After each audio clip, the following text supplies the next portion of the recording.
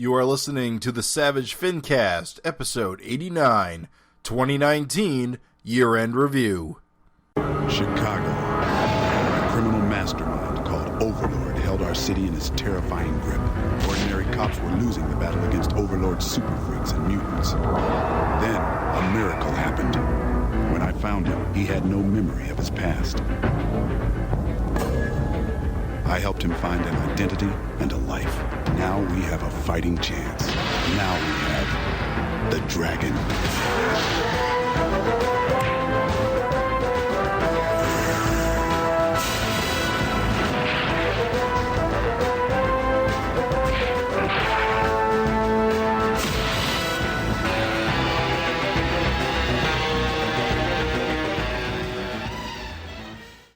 This is the Savage FINcast, the show that has got a frog in his throat. My name is Jim Purcell. I'm Craig Olson. I'm Raven Perez. I'm Scott James. Hey, Scott. Good to have you on again. Glad to be on. Yeah, we're a semi-regular recurring co-host. We may see him on more often next year. We'll see how things go. We see how he behaves here. Indeed. Today. Every time's a test. Double Pressure's secret on. probation. Pressure's on. Oh, damn it. So, Demerit. this is going to be a very special episode of the Savage FINcast where we don't really review a single issue, but rather we're going to take a look at the year of 2019 as a whole in terms of Savage Dragon and Savage Dragon related. It's been quite a year. Not a lot of Savage Dragon issues overall, but what we did get have been some of the best. Can agree with that. Fuck yeah. I would definitely agree with that, and I would say that the art was top-notch this year. You can say slim but trim, all killer, no filler. Yeah. What do we get? 7 issues? 7 whole issues. And a contribution 41 from to 247. a contribution from a listener, Mr. Raymond Cummings. Thank you for this. He lets us know that in 2015 we got 10 issues. In 2016 we got 8 issues. In 2017 we got 12 issues. Didn't miss a month. And in 2018 we got 10 issues. Only missed 2. So we're the lowest that we've been in 5 years. I think there was a year there was only 2 issues.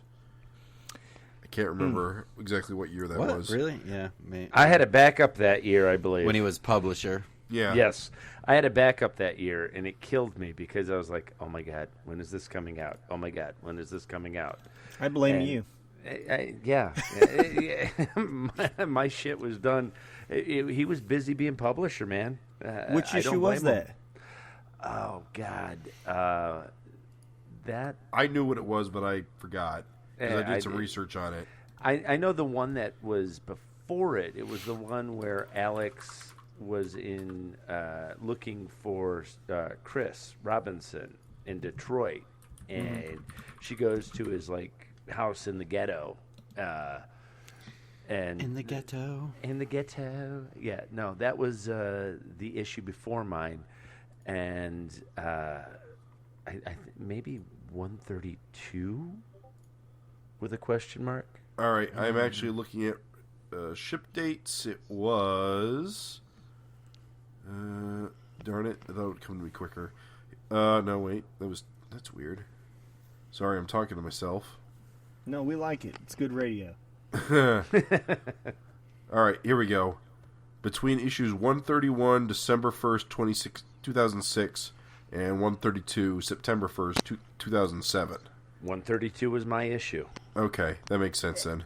Yeah, and I was just like going, oh my God, come on. When is it coming out? When's it coming out? I was like giddy as the schoolgirl because I think that was my second backup story. So that for me that was like a big deal. Yeah. So You're not listed on Comic Vine as contributing.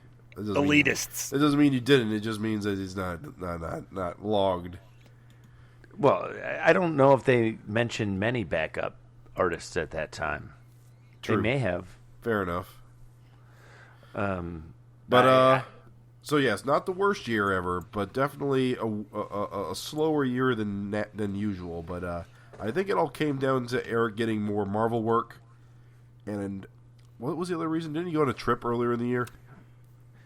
He went overseas, I believe. Few conventions, yeah. Trip to Italy. I think he had 2 overseas trips this year, to be honest. Damn those Italians! I mean, I tell you. At least we get sweet sketches out of it. Well, yeah, and I got to tell you, like I said earlier, the artwork was phenomenal on all issues. I mean, solid across the board. Agreed. So, but I don't want to get the cart ahead of the horse. Yeah, I think we got a news item, don't we? Yep, real quick. Okay, real quick. One news item. Colorist Nikos Koutsis, and I'm probably butchering his last name, Glad but you, not me. Koutsis, posted on Facebook, I guess one of the backups in Savage Dragon 250 is going to feature a character, an original character drawn by him and written by Joe Keating. And you guys probably, longtime listeners, remember we had Joe Keating on the show way back in the beginning, like, I don't know, maybe it was like episode 3 or 4 or something, but he's done comics like Glory and Hell Yeah and Shudder for Image Comics. Longtime Savage Dragon fan. They're doing a backup about a character called Yankee Rebel. Looks like kind of like one of those prototype Captain America Super Patriot type guys. Yeah. He posted an image, and he wrote, a hero living in the past fights for freedom and independence and gets to see what people do with it in the future. So apparently that's going to be a backup, and you'll see it in 250. Sweet. Cool. The image looked cool. I Yeah. mean, I really dug that, and I, anytime the coonskin cap, kind of. Yeah, the old Davy Crockett. Yeah, I'm Yeah. wondering, do you guys think that this guy will exist in the Savage Dragon universe, or is this going to be like a separate It's hard story? to tell. That's so hard to say. There's no indication, but No, there isn't. Eric doing other stories that have nothing to do with Savage Dragon as backups, like the current issue. You never can tell. So he does that weird thing where he's using like that kind of cardboard look. I don't know what that look is called, but in the coloring. Well, Like, his it's a- coloring style has changed, and I really like it. I like what he's done for me on Juice Man, but he's doing it in Dragon as well, and it's and when I was talking with Nikos, he was saying that he was changing his coloring style, and I didn't really know what he meant until he showed me, and I was just like blown away by it. I was like, okay, this is kind of cool. It's kind of more painterly. He's got like some It's got like the texture of the paint. zipatone. Yeah, the zipatone going in the background when you blow it up. It's there's a lot of textures going on, and I really loved what he did early on in Dragon with the textures, and then he went away from it, and now I think he's coming back, full circle, full bore. And I just think what he's doing is brilliant color-wise. Right. So, Co-signed. I think it gets better and better with each issue, too. oh yeah, yeah. I think he's really finding his niche with that. With anytime you change your palette or you change your color style, it takes you a few issues to get your bearings and go, okay, is this exactly the way I'm going to go, or And he went with it, like I said, full bore. He didn't hesitate, and I'm glad he didn't, because what he's doing color-wise is, I think, top-notch. I feel like it almost reminds me a lot of your stuff, too, because you use a lot of textures when you do your own coloring, at least on the Savage Dragon backups. Yeah, when I do color my stuff, and I color out of necessity, not desire or maybe talent, I Right. just do it because I have to. But I always liked the textures. I always thought that the textures gave more to it. I think Nikos does it better than I ever have, and he knows where to punch those textures and where to pull them back. Where I'm always like kind of throwing the shit in your face, going, screaming. Where he's got that subtlety that I lack. I tend to yell, where he can modulate his textures, where I'm just like, sky, ooh, texture. Oh, let me put clouds. Let me put texture here, texture there. Where he's more precise where he puts it, and I think he's just getting better and better with it. 100%. A lot of rendering too. He's bringing some rendering to the party. Yeah, it almost makes me wonder if he's using Painter, because he's got a. Clip there's Studio. more of a. Is it? Because Yep. there's a more painterly feel to it, which I dig. I totally dig. Yeah, Clip Studio can do natural media, so it's kind of cool. Emulate natural media, I should say. So it's kind of cool because, if you're a listener and you're like, what the fuck, natural what? So basically, like, when computer coloring kind of started, everything was just kind of more like what they call cuts. So you just see, like, gradients. They'd use gradients and, like, sharp, like, tones and stuff to, like, define things. And when we say rendering, it's like, the cheekbones. You like do that with color, whereas it might not have an actual line drawn there. It's just like the colorist went in and put some cheekbones, or blood splatters, or another real super obvious one.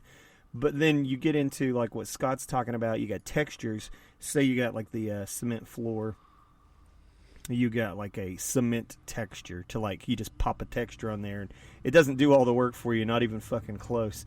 But it adds a grit and a grain to it that would be impossible to just do by hand. Be real fucking slow. It'd suck.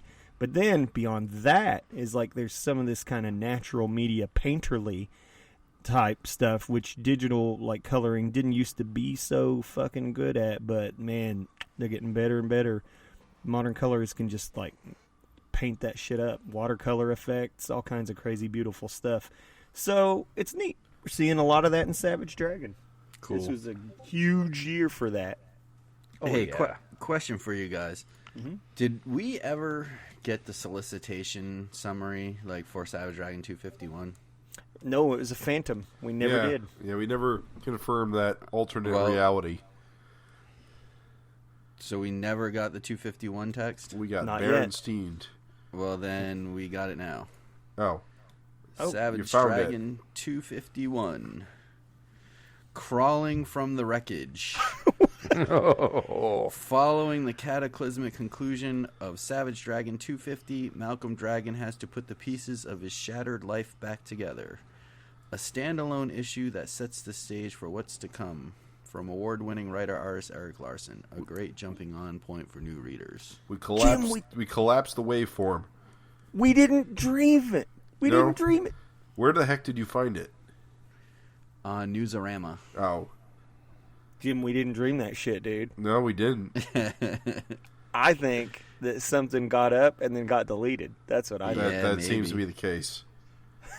But that's pretty much what you guys said, right? Yeah, crawling from the wreckage Yep. from the events of 250. So he can't possibly be ahead on the pike if he crawls from anything. Exactly. That head on a pike theory, debunked. Out the window. Debunked. Thank you, Craig. That's fucking awesome. Good get, dude. Thank you. All right, so what do you say? Meat and potatoes, dude. You're in review. Raven. You got something for us, Raven. Damn, you just got admonished. Yeah. What do I got? Are we You doing got a quiz? no memory. It's quiz time. I thought we were doing it at the end. We were doing that at Why the end. would we I do thought. the quiz at the end? We got to save the meat and potatoes for the end, or it's not meat and All right. potatoes. All right. Fine. That breaks protocol, but we can do this quiz anytime you I like. mean, it breaks Jim. protocol. We always do quizzes Second after Angry the Jim. news. He's scaring me. He's scaring me. All right, You're well- scaring me. Get ready, motherfuckers, because I have got an absolutely brutal lightning round edition of trivia. Prepare for some incredibly trivial trivia. Because here's the thing. This trivia was constructed not as General Savage Dragon trivia. This was a 2019 year-end review show trivia. So every bit of these questions comes from these 7 issues. And I got a lot of them. So we're going to blast them as quick as we fucking possibly can. Here's the rules. I'm only given 5 seconds because there's so many of these trivia questions for you to answer. If nobody answers in 5 seconds, if there's like stunned silence, I'm going to say and move on. And if 2 people are calling out the answer, I'm going to just say whoever I hear first. So, get ready. You ready, fellas? You ready, Scott? Even the sun shines on a dog's ass some days. Broke clocks right twice. Hope this is your time to shine. Let's go. No shit. Are you gonna keep score? Oh, yeah. Oh, shit. Get ready. Here we go. False. Which famous author is quoted in the 2019 Charles issues? Dickens. Correct. What actress is Greta Gearbox named after? 5. Greta Garbo. 4. Who's that? Scott. Scott? Okay. Old man Scott. That is correct. Greta Garbo. Who came up with the inspiration for the Gearbox part of Greta's name? Captain Tootsie. Wrong. No. Angel. 3, 2, 1. Can we keep guessing? Angel. We only get one guess. Angel. Who said Angel? I did. Okay. Scott. Okay. Can we keep guessing? Or Yeah, do we you only can keep get one guessing. guess? It's lightning round. Oh, Who came God up with damn the? Oh, wait, that's wrong. How did PJ smuggle his immortal blood across the border? He Through his muled it butt like cheeks. dope from Tijuana. 5, 4, 3, 2, 1. Birthday present. Christmas gift. You're wrong. Stan Levi left Savage Dragon to go draw what book? 5, 4, Cock and balls. Stripperella. 2, 1. Phantom Jack.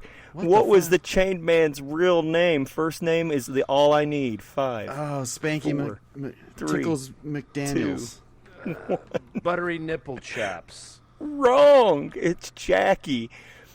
Name the 3 men that the chained man needs to kill to have his come on. revenge.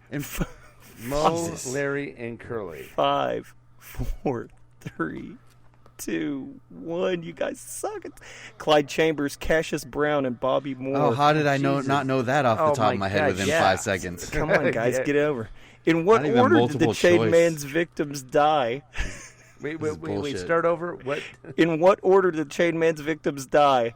1, 2, and 3. Yeah. 5, 4, 3, Oh, my God. 2, I'm supposed to name them? 1. You suck. We don't even know their names for the first question. I know, that's why I had to build on it. True or false? Did Gabrielle have gap teeth? True. Craig True. Olson gets the point. True or false? Did Gabrielle have dimples? False. Scott said true, right?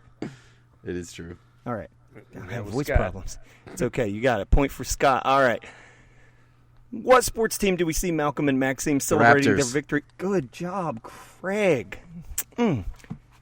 True or false? Did Captain Tootsie build a spaceship? False. True. False. Who yelled false? False. I did. Jim Scott. yelled false first. I heard Jim yell false This first. is goddamn aliens. All right. He Yep. stole He it. didn't. He didn't build it. He merely repaired it. Yeah.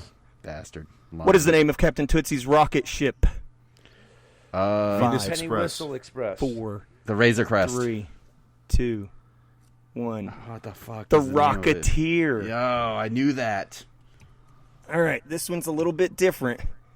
You're going to say, I got it, and I'm going to call out your name. You're going to name as many as you can. Get ready. So, I got it is what you're yelling out, and I'll call your name, then you name as many as you can. Name as many of the Secret Legion as possible. I got it. Craig, go for it. Fatso. All right. Rolo. Okay. Fucking Fisty. Okay. 5, That's all I got. 4, I hear pages turning too. 3, That's 2, all I got. 1. You missed Mary Bell and Sweetie. But good job on Fisty. I'd have never want the How can you forget Fisty? That's pretty damn good. All right. Which of the dragon children was consumed by a demonoid phallus? Oh, the Maddie. baby, Betty. 5, 4. Her name. I have- Maddie. I said Jim it. I gets already it. said it. Did you say Maddie? I said it first. Point Roll for the tape. each. Point for each. I thought I heard you say Amy. I just said did Maddie. I just do a point for each. That way, nobody wins. All right. All right, get ready. And it was Maddie. Maddie was consumed by Basilisk's wang. All right, next question. What character appears dressed as Santa Claus? 5. Not Eric, of course. Malcolm. Thunderhead. 2, 1.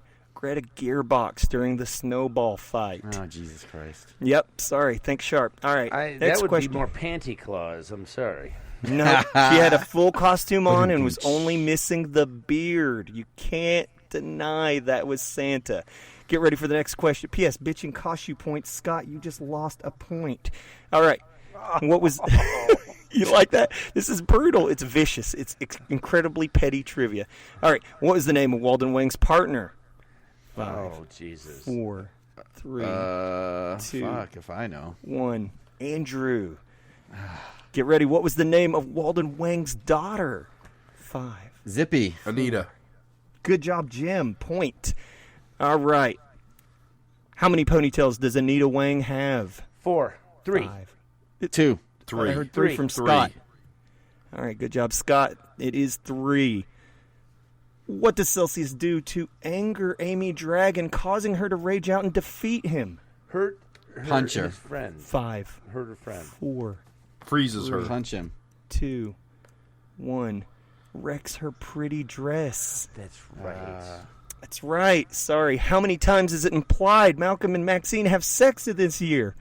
5, 4, 100. 3, 3. 2. Correct, Scott. 3 times they are implied to have sex. Bonus question. I'm going to say to Scott, you have a chance to rack up 3 points. Which issues implied there was sex between Malcolm and Maxine? Scott only. Go, Scott. Shit. He ain't getting this. I'm going to say 142. No, not even this year. Oh, this year? No, it's bad. You already This, know. Or, yeah, I'm this sorry, year. 242. Wrong. 5, 246. 4. Okay, that's one of them. Point. Keep going. 245. All right, that's a point. Keep going. And 5, 243. 4, 3, 2. All right, you got him. It was 243, 245, 246. I mean, you only had 7 issues to guess, so that's pretty good. All right, get ready. You could say, I got this, and I'll call your name, and you can name as many of these as you want for a point each, just like I did with the names of the Secret Legion. What are the Secret Legion suggestions for Greta Gearbox's name? Oh, I got come this. on. Oh, go Scott. Oh, shit. 5, 4, 3, 2, 1. Does anybody else got this? Jim, Craig. Any points? Any name? 10, I got it. 9. Oh, go Craig. Meccano, Robo Girl. That's correct. Rita Robot, Sally Sprocket, Automatic Alice. What the? Are you reading a wiki? He is totally reading it. Cheater! Busted. That cost you 2 points. Dude, fuck you. That cost you How do you 2 expect points. anyone to remember Yeah, like all I was supposed those? to remember any of that. I'm sorry. There were only 7 This issues. is a contest of skill as well as knowledge. Get ready. Here we go. What is the name of the god Ant is fighting in issue 242? Tolliver. Shit. 5, 4, 3, Ragnarok. 2, 1. Dime Store Thor. It's Ragnarok. Ragnarok. Oh, you were... Very close. Very close. Next question. Who has possessed Ragnarok? Tolliver. Oh, points. I'll give it to you. It was Anthony Tolliver, but Tolliver's good enough. Get ready. Okay. That's pretty damn good to get it at all. These are brutal, so I'm giving out. I'm being a little generous. All right. What is the goal of the Illuminati? To 5, take over the world. 4, 3, Control 2. the world's governments. All right. 1. For eternal youth. Not quite. I just can't give you points for that. I'm sorry.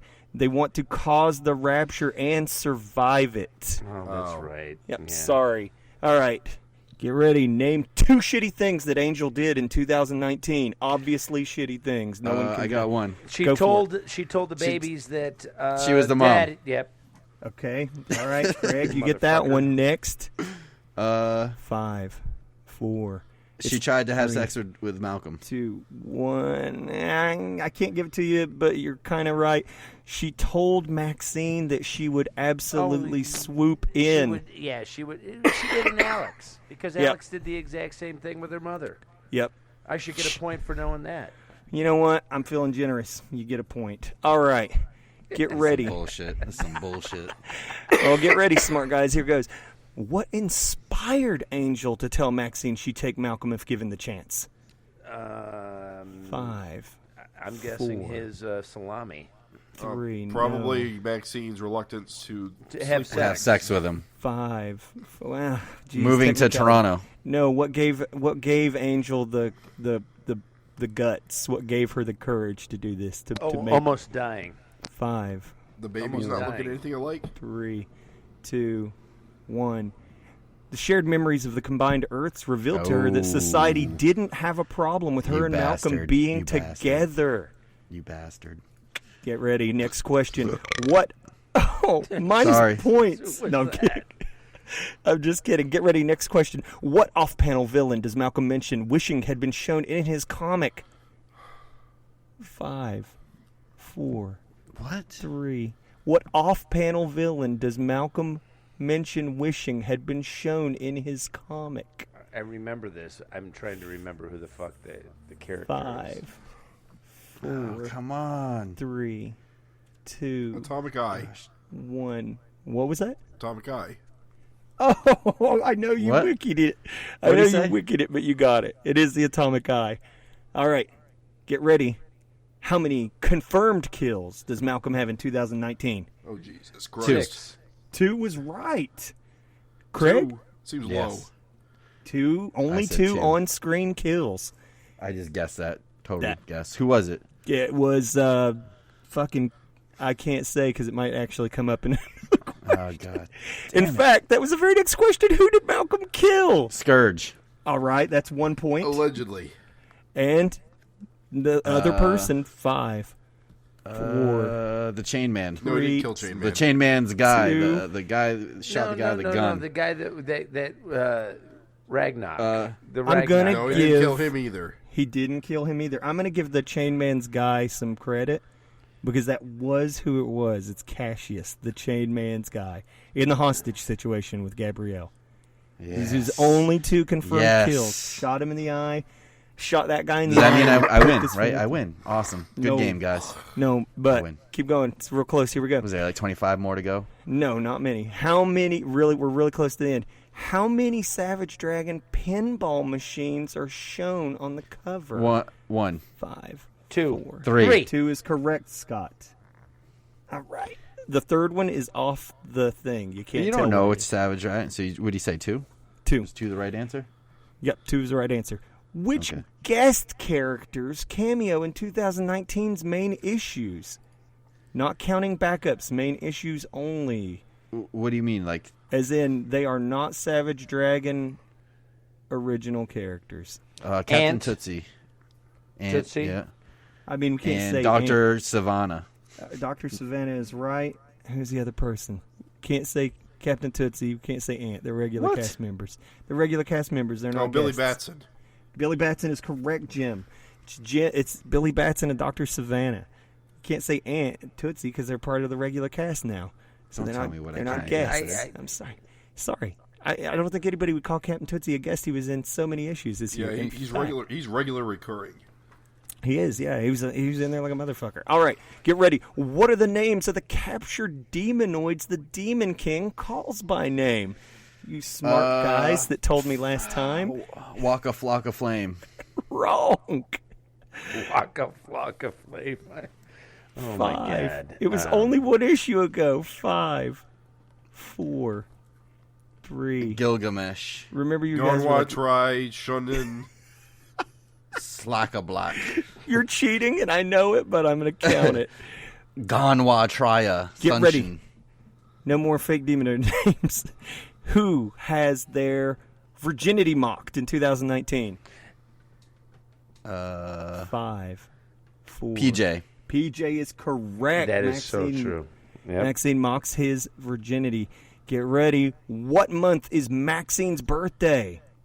December. 5, November. 3, October. 2. Correct, Scott. August. It is October. Get January, February, ready. March, April, May, June, July, August, September. Who yelled October? It was Scott, right? Yes. Okay, that's what I thought. All right. How old is Maxine? 25. 23. 25 24. is correct, Jim. How many Hootin' Zoots do we get in 2019? 6. 23. Correct. What the hell? How'd you know that? I just know. I know. You probably just thought of a number greater than 4, but less than 8. 6 is correct. Well, we'll see how smart you are in a second because 3. who other than Captain Tootsie says Hootin' Zoots in 2019? Malcolm. 5, 4, Angel. Fatso. 2, Fisty. 1.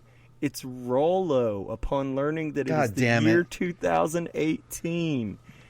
Excluding one-off strip characters. So understand the question here, because there's a chance for gigantic fucking points on this one. This is one of those, I got this, and you're going to name as many as you can. So huge chance for a comeback here.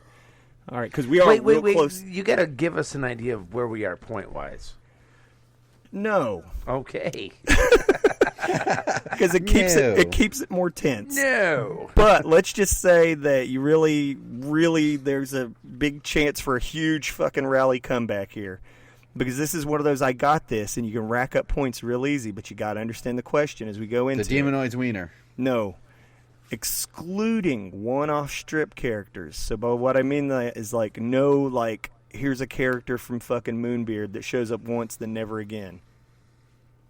What guest stars do we see in backups in 2019? I got it.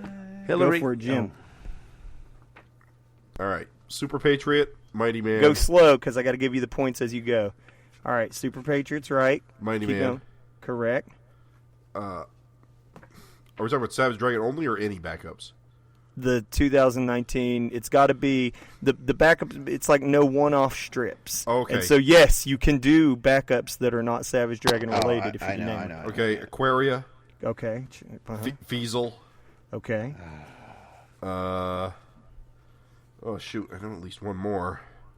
5, That's all I got. 4. Okay. Does anyone else got this for points? Sure. Okay, go for it. Mighty Man. Ant. Okay, hold on here. He's got this. Normally that'd be fine, but okay. I heard Ant. All right. G-Man. Okay. Does G-Man count? Yeah, G-Man counts. You said Super Patriot and Mighty Man.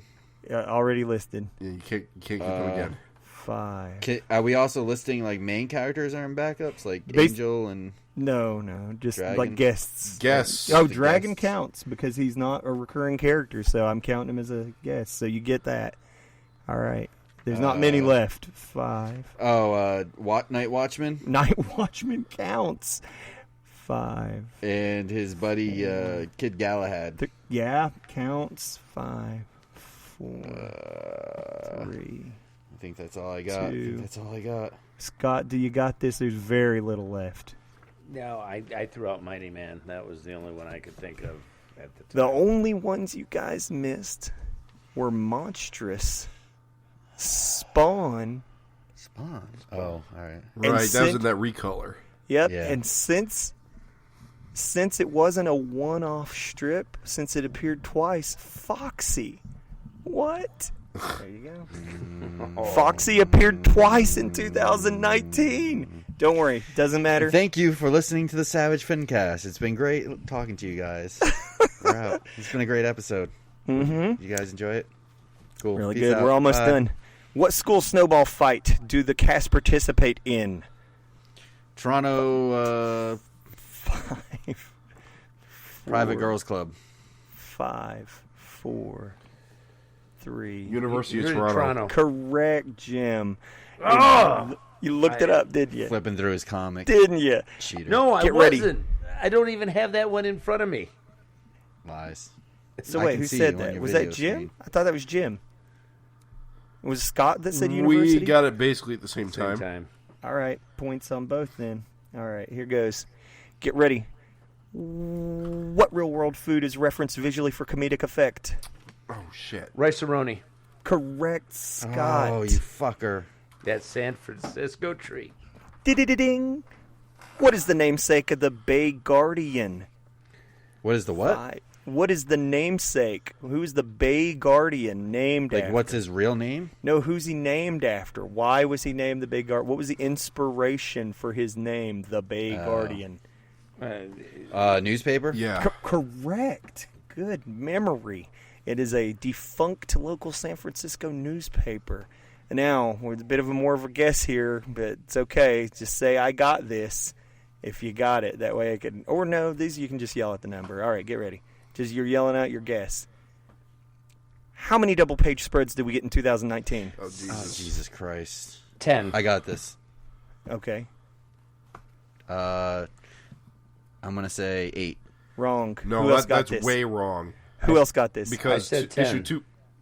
Okay, wrong. Also way wrong. 244 was almost all double pages, so that's 10 right there. Jim. Well, 8. So I'm going to say 16. 20. All right.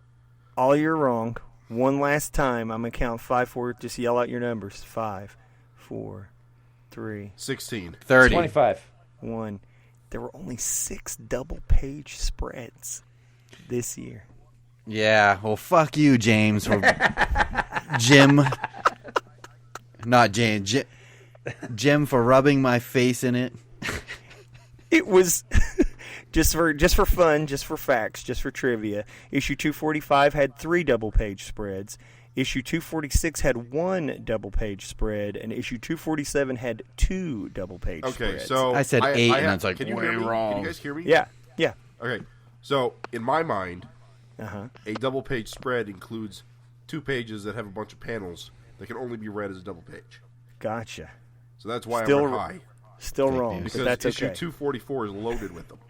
I get it. You're talking about the, yeah. I thought about it, but if there's any panels, it's not technically That's a double-page crap. spread. I Yeah, call I'm sorry. bullshit. Call the Academy.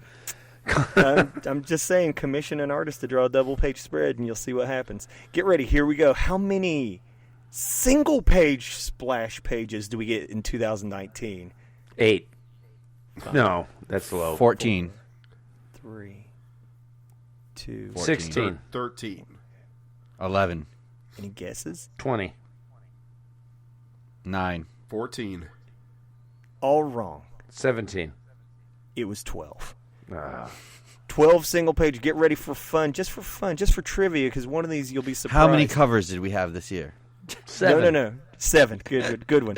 But just for fun, there's 12. There's 1 in 241, 2 in 242, 1 in 243, 1 in 244, 1 in 245, 5 single page splash pages in 245, or 246, I mean, and 1 in 247. All right, next You question. said that was for fun. Yeah, I hope you had That fun. wasn't- I hope you had fun, you bastard. How many issues does Captain Tootsie show up in? 3. 4. 4. 5. There's only 7 issues, guys. Come on. 2. 4. 4, 3. 3. 1, 2, 3, 4, 5, 2. 6, 7. You. It's dirty pool, but I'll give it to you because of your spirit is Wait, 6. so which one was the answer? 6. All of them. There's only one issue he doesn't show up in. By the way, Wait, I which thought we were issue? I thought we were talking for the year. Yeah, this year. There's only 7 issues. There's only There's he was So in he six- shows up- 6 of them. So he shows up in 6 of them. So, next question. Which issue is Captain Tootsie absent from? The ant issue. 243. 245. 242. 245 is correct. You know what? When I said 243, I meant 245, and that's real. Which classic Savage Dragon weapon do we see this year? Oh. 5, 4, 3. Shrink ray. Correct. What was- Showed up what- in the backup. The Martian Shrink Ray was Oh, in the backup right. at issue Backup. 245. Yep. That was a good one. Rack that point up, motherfucker. Yeah. What is Malcolm's official title when he beats Powerhouse? Grand champion. 5, 4, 3, 2, Big Kahuna. 1. He's the superweight champion of the world. Last question. Can't believe you guys didn't remember that. So stupid. Last question. Which of the Dragon Children has the most letters in their first name? Tyrone. Tyrone is Tyrone. correct. Maxine's not one. All right. So, you ready for your tallies? Coming in. Need a shower after that. It's okay. Coming in last, Mr. Scott James Oh, shit. with 13 points. It's all right. Rookie move. It's okay. But it's okay. You're a rookie on the FinCast. You got spunk. Coming in. So I guess we should say, and the winner is, that way there's the suspense. Because if you say second, then you know who the winner is. And so the winner is Craig Olson with 26 points. Fuck yeah. Jim had 15. What's the totals? So I can rub it in. Craig had 26. Jim had 15. Scott had 13. Motherfucker. I want drug testing. I am the greatest. Congratulations. You survived the absurdly trivial trivia for 2019's Year in Review. And guess what the prize? You have a prize. There were stakes, secret stakes. Do you know what the Steaks? secret I get- stakes you get, are? Omaha you get steaks. A Get year ready. supply of Omaha steaks. Get ready. The secret stakes are Craig gets to write 2 pages of a Savage Dragon comic, and Jim has to draw one, and Scott has to draw the other. I mean, Somehow, I don't think I'm those- spry. That's fine. It's fine. So, and I'll be posting those up for everyone to see. So, congratulations, Craig. I hope you're merciful. I feel like I won, and at the same time I lost. Yeah, I feel like we all lost. Whoever wins, everyone loses. Well, there you go. I hope you had a good time. I'm going to be Thank- sending an Alan Moore-esque script both of your guys' ways. Thank you, Raven, You welcome. insensitive son for of a extra bitch. work. Panel 2. Zoom out. A crowd of 1,000 looks up to the sky. 700 meteors are flying to the earth. What I always love is when you get the writer that does the shooting over the shoulder, and you get the movement. expression of the face of the person that you're shooting over the shoulder from. Yeah, over the shoulder of Dragon, you see the look in his eyes as he sees, meteorites hitting the earth. You get like this whole kind of shooting behind him, but you see the front of him, but yet you see you always get those. Yeah. That's exactly how my script's going to look. As Sally is thrown through the window and skids across the pavement, we see Jake get out of the car and scream, "Sally, no!" It's like, what? As Panel he pushes two. a shopping cart. Mine's going to Through be a the Kroger McFarlane parking script. lot. I'm just going to have a bunch of like dialogue in a box. All right. Well, I think now we can get to the Noir. meat and potatoes. Tater time. Thank you, Raven. This was fun. It I'm glad was. you- Though I got my ass handed to me. It was Yeah, fun. I'm glad I could finally prove I'm the greatest human being of all time. Yeah, you could flip through the books quicker than the rest of us. Books? This was my favorite cheating moment. 1, 2, 3, 4, 5, 6, 7. Yeah. It's not cheating if it's not against the rules. Yeah, I got fucking rice-a-roni, and you're like going, done. Hey, man, I got 6. I got 3. I was impressed by your knowledge of the Secret Legion. Yeah. He would, And Gabrielle's dimples. You know- What? who got? Who I didn't got, get that. Somebody else I got got that. Gabrielle's dimples. Very nice. Very nice. I had a 50-50 shot. Yeah, it's not too hard. Well, that was originally when I didn't know we were having a guest, and so originally the way it was going to work is whoever got it wrong, the other person would automatically get the point. Are you saying that our guest fucked things up for us? Is that what you're implying? No, I'm saying you hurt You're your trying to chances. make- It wouldn't be the first Trying time to I make did that Scott for you guys. feel bad. Hell no. It wouldn't be the first time I fuck shit up for you guys. It's okay. All right. Well, I'm glad you understand that. It's all good. So get that script in, Craig, so our artists can render that. I want to read those 2 pages. The origin of Dave the Cyborg robot. And you can even, here's the thing, Craig, I just want to suggest that you can even just write 1-page thing it can be completely out of context. This shit's going to be dense. It could be out of context. It could be just like, just like a splash page of like, like just whatever cool thing you think or whatever. Just saying. And Scott, I'm not trying to beat you out of free work. You can, phone it in a little. It's fine. I'll draw it with my non-dominant God foot. damn it! I won this prize, and now you're cheapening it. You know what? -20 points.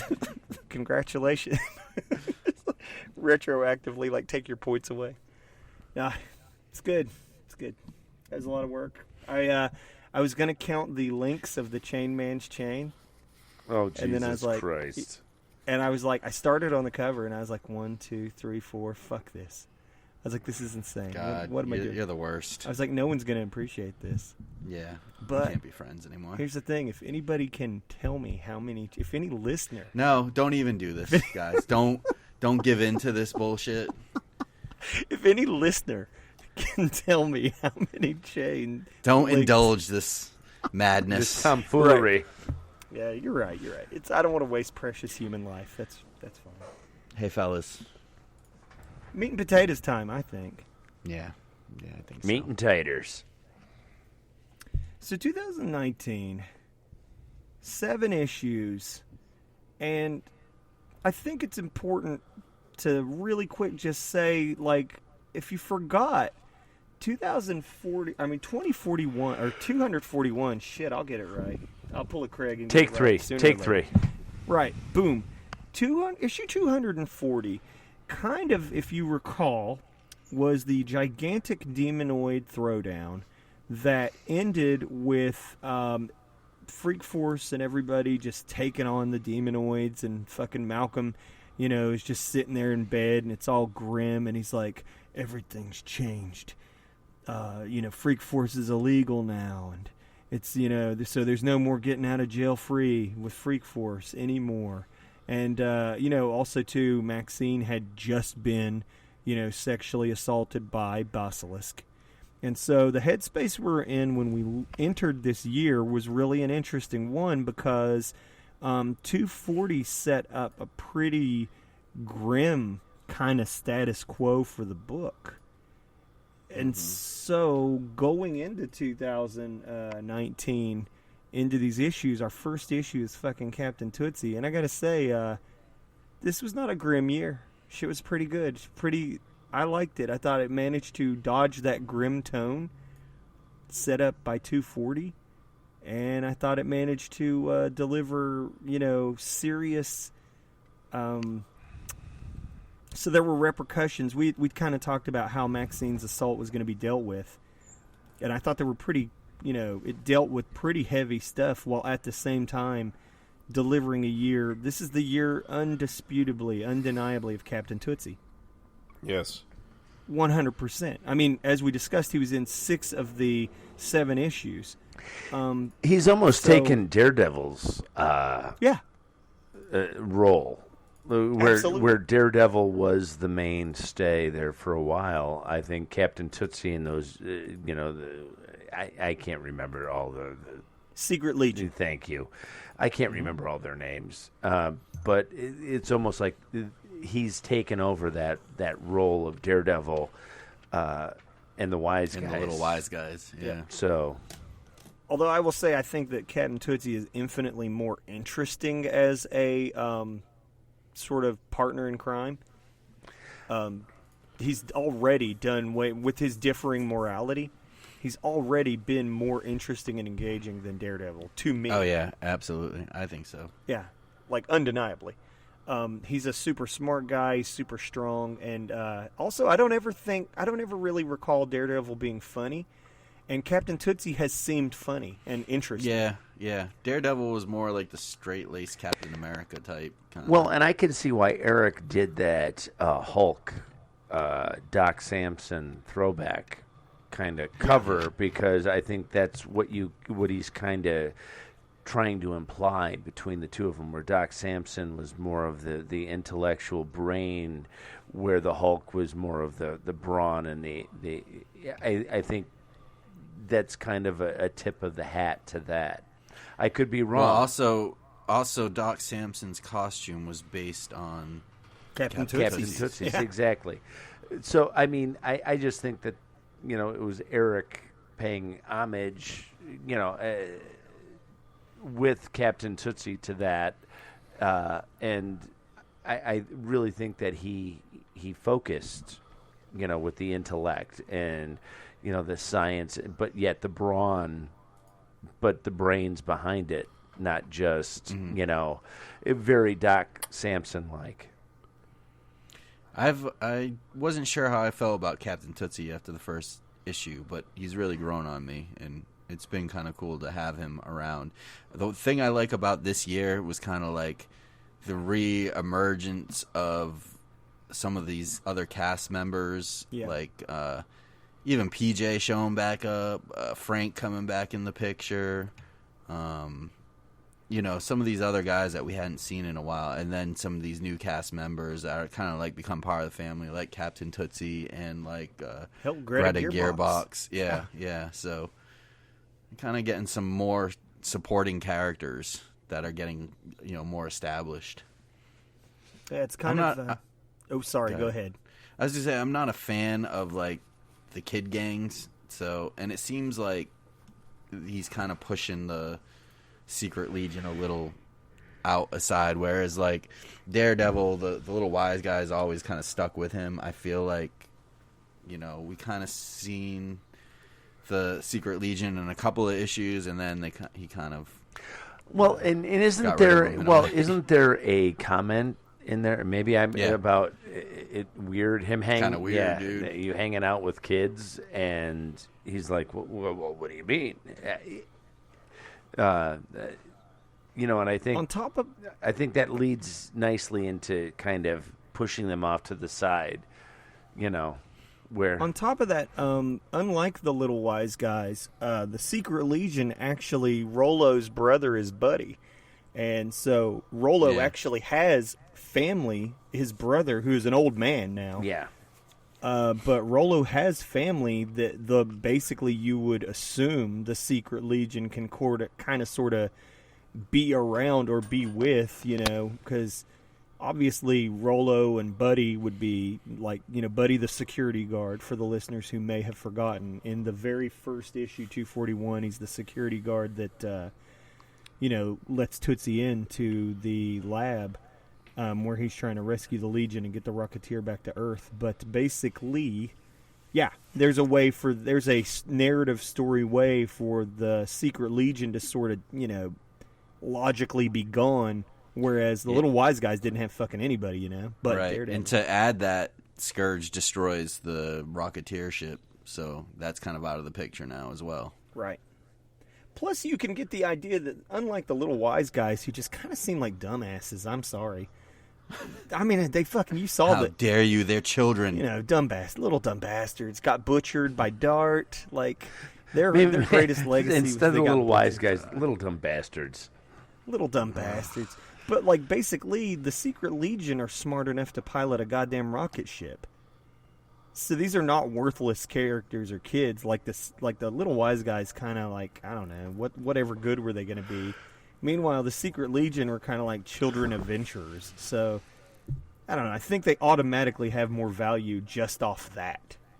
But they're not in the book too much. That's a cool thing, is they're not around and annoying. They're just, they're there. Their background. Yeah. And I thought that it was an interesting year to, aside from like the year of Captain Tootsie, I mentioned it briefly, but I guess I want to get your guys' thoughts on it. It was also, these 7 issues, there were constant updates and repercussions and check-ins on, Maxine's mental health. Mm-hmm. Well, I thought that was a really kind of neat twist to the story, especially her growing dependency on the alcohol and for any kind of intimacy with Malcolm. It's like each time she needs to be a little bit tanked. Yep. You know, to let that part of her, you know, release or back out. And that issue where she kind of flirts with PJ was the first inclination of the old Maxine. But it was alcohol driven, not where before it was her own desire, her own drive. Now it's being fueled by some self-medication. Yeah, exactly. Yeah. And she gets wasted at the birthday party. So there's a lot of getting drunk. Yeah. And then, like, to add to that, you get the drama that we kind of talked about with Angel in the quiz, where she was kind of being a real prick this year. Yeah. Angel was shitty. I don't know. I don't know if she's being shitty or if she knows that what she wants and she sees that Maxine is not doing what Maxine needs to be doing to keep her man number one. Yeah, but that's still shitty. It is being you know, best friends. But you know, I'm also seeing that, you know, okay, yeah, she aborted Jackson, but you know, she's wanting to be a part of his life, and you know, how do you do that? And you know, yeah, she's making the wrong steps, but again, someone who's, I'm guessing if Maxine's 25, Angel's about the same age, Right. You know, making those same dumbass mistakes. Oh, definitely. You know, thinking of, okay, well, this is what I want. Any kid that age, you know, and I still say kid. I'm an old fuck, but you know, any young adult that age, they still have that egocentricity or that egocentric where it's about them and what they need per se, not what's best for, you know, the whole. Or, you know, where she's not looking at what's best for the kids, Right. but what her needs are. And I think Eric is doing a really cool job of doing that underlining of the modern day youth, where how, you know, in this latest issue, how they're cell phone driven. You know, where it's all about them and the social media and that social aspect. And I just really think he's doing a cool job of layering that. I don't know. It seems a bit boomer to me. Let it out, Purcell. What are you thinking? I think anyone who goes, oh, today's youth pay too much attention to their cell phones really are the ones who aren't paying attention. To be honest. I think it's it's not a gag I find funny. See, you didn't like that? I thought it was pretty amusing. Nah. Well, and I guess you know, maybe it's me being a boomer. You know, I don't get the whole boomer thing. I guess I don't. Maybe it's the boomer in me not getting the boomer thing because you're too young to be a boomer. So well, that. that's what I don't get when my kids go, "Oh yeah, you're a boomer." No, I was not. Your grandparents are boomers, baby boomers. All a boomer is someone who's out of touch. Yeah, language is liquid. It didn't used to be that, but that is what it is now. So they're just calling you perceived to be out of touch. They're calling you a fogey. Well, you're just a fogey. I'm a fogey then. Anyone who paints the generation with the brush tends to get labeled a boomer. So let me ask you this, though. Or what? Or just criticizes? Yeah. Basically, if you don't take into account, our situation. Our situation is different than your situation. You can't judge us based on whatever criteria you grew up under. I feel like the OK boomer is more critical. Oh, not me. Oh no. Where you're just dismissing anything. Yeah. Because it doesn't that's fit how it's always been. But, yeah, okay, because you eat it, Oh, Grandpa. I'm going to dismiss you, old guy. Oh, you're just a boomer. You don't get. Well, you're not listening to what's being said. Yeah, but that's the joke. That's the hypocrisy. That the boomers don't listen. So we're going to give it back now. So there's shades of gray to this discourse that don't necessarily pertain much to Savage Dragon. However, Yeah. but But people getting obsessed with cell phones is kind of a tired joke that I don't find very funny. I understand it, though. And I work with a bunch of people that are afraid to communicate with people. They just want to text. Let me explain something. And I get let me that give some, too. Let me give you some context here. I was the kid who walked around reading a book all the time. I always had my nose in shit. So if I had a cell phone, I'd have had my nose in a cell phone. It's not about ignoring the world around you. It's about the world around you not being worth paying attention to. But you know how many concerts I've been to where you've got Everyone's got to record everything. exactly. They're and not watching just it. Live in the They're moment. watching it through the screen of the or phone and texting their friends about it. live streaming it, and they're watching Hey, it through the phone instead of actually. One seeing person's it. way of enjoying something is their way of enjoying it. Your way is But it's- different. You can't judge someone based on the fact that their way of enjoying things is different. No, the problem is that it's impacting everybody else. Like people walking down the street with their head in the phone, not looking where But they're again, going. I was the kid who was reading a book while I was walking. Right. You don't and need a did cell you phone to bump do into something. people? You don't. Yeah, sometimes, not always. I was pretty good about it. But see, you might have been one person. Everybody's got a cell phone. Everybody's doing it now. I'll mediate it. Let me mediate a little bit here. So basically, because this is not Savage Dragon centric, we don't want to get into this too much. Let's just cap it off by saying that whether you like the gag or not, it is certainly an observation to be had that there are portions of the population that can be a little too into their cell phone. Let me put it this way. Okay, Boomer. The situation. I'm just glad somebody the- else is being called a boomer. The situation in the book where things are exploding around you and you're not paying attention, there's some interesting commentary about that, about how violence in our countries is becoming ubiquitous, that you don't even notice it anymore. Right. But I felt like, Or there's the people who just want to videotape it. right, but that's Videotape is such a boomer word, right? but rubbernecking is as old as humanity. People always want to see the car wreck. But not everyone. It wasn't in the past. Everyone didn't have devices. if- Everybody, and every if they single did- person's got a recording And if they device did, now. you don't think they'd have been recording it? It's But I don't think this is necessary. Voyeurism is human nature. But I don't think this comic is saying anything about boomers, because if you look on the cover, it's old people, young people. It's just it's just modern warfare. It's modern everybody. technology. This is how everybody's acting. Nobody's paying attention. Everybody needs to record things. And I think that's why the joke works, because it doesn't really like target youth. There's just a bunch of people. No, using because their cell phones. and we've seen old, young, all do the same thing. You know, at concerts. Someone needing help or getting hurt, and everyone's just recording instead of helping. Right. Yeah, exactly. I think that's more the commentary than rather than saying it leans on a tired trope. Which, Jim, It's not young versus old in this. let me No. just say that I get where you're coming from, Jim, but I don't think that was the punch being pulled here.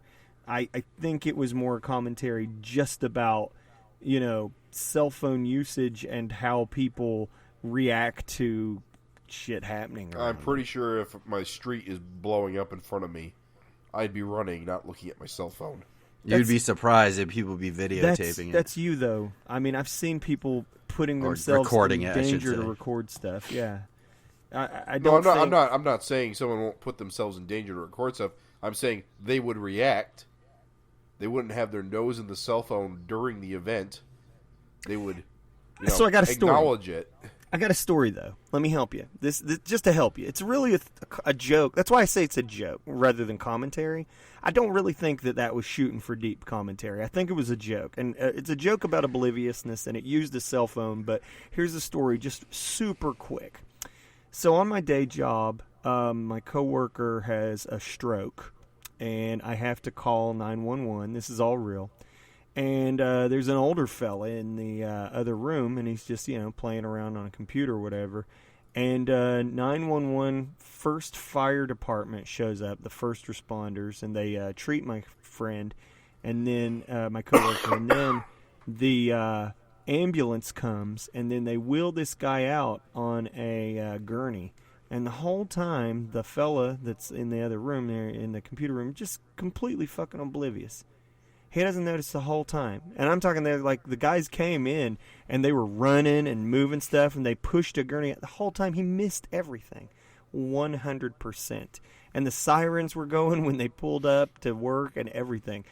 The point is that I think that's why I think there was no attempt, I think, to make a commentary on society more than it was just a joke about obliviousness and cell phones, young, old, whatever. I do think that there are large chunks of the population that can get absorbed in them. And so I just think it's a joke. I don't think it's really social commentary.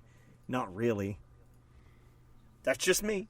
I could be wrong. I just consider it low-hanging fruit. I don't know. That's me.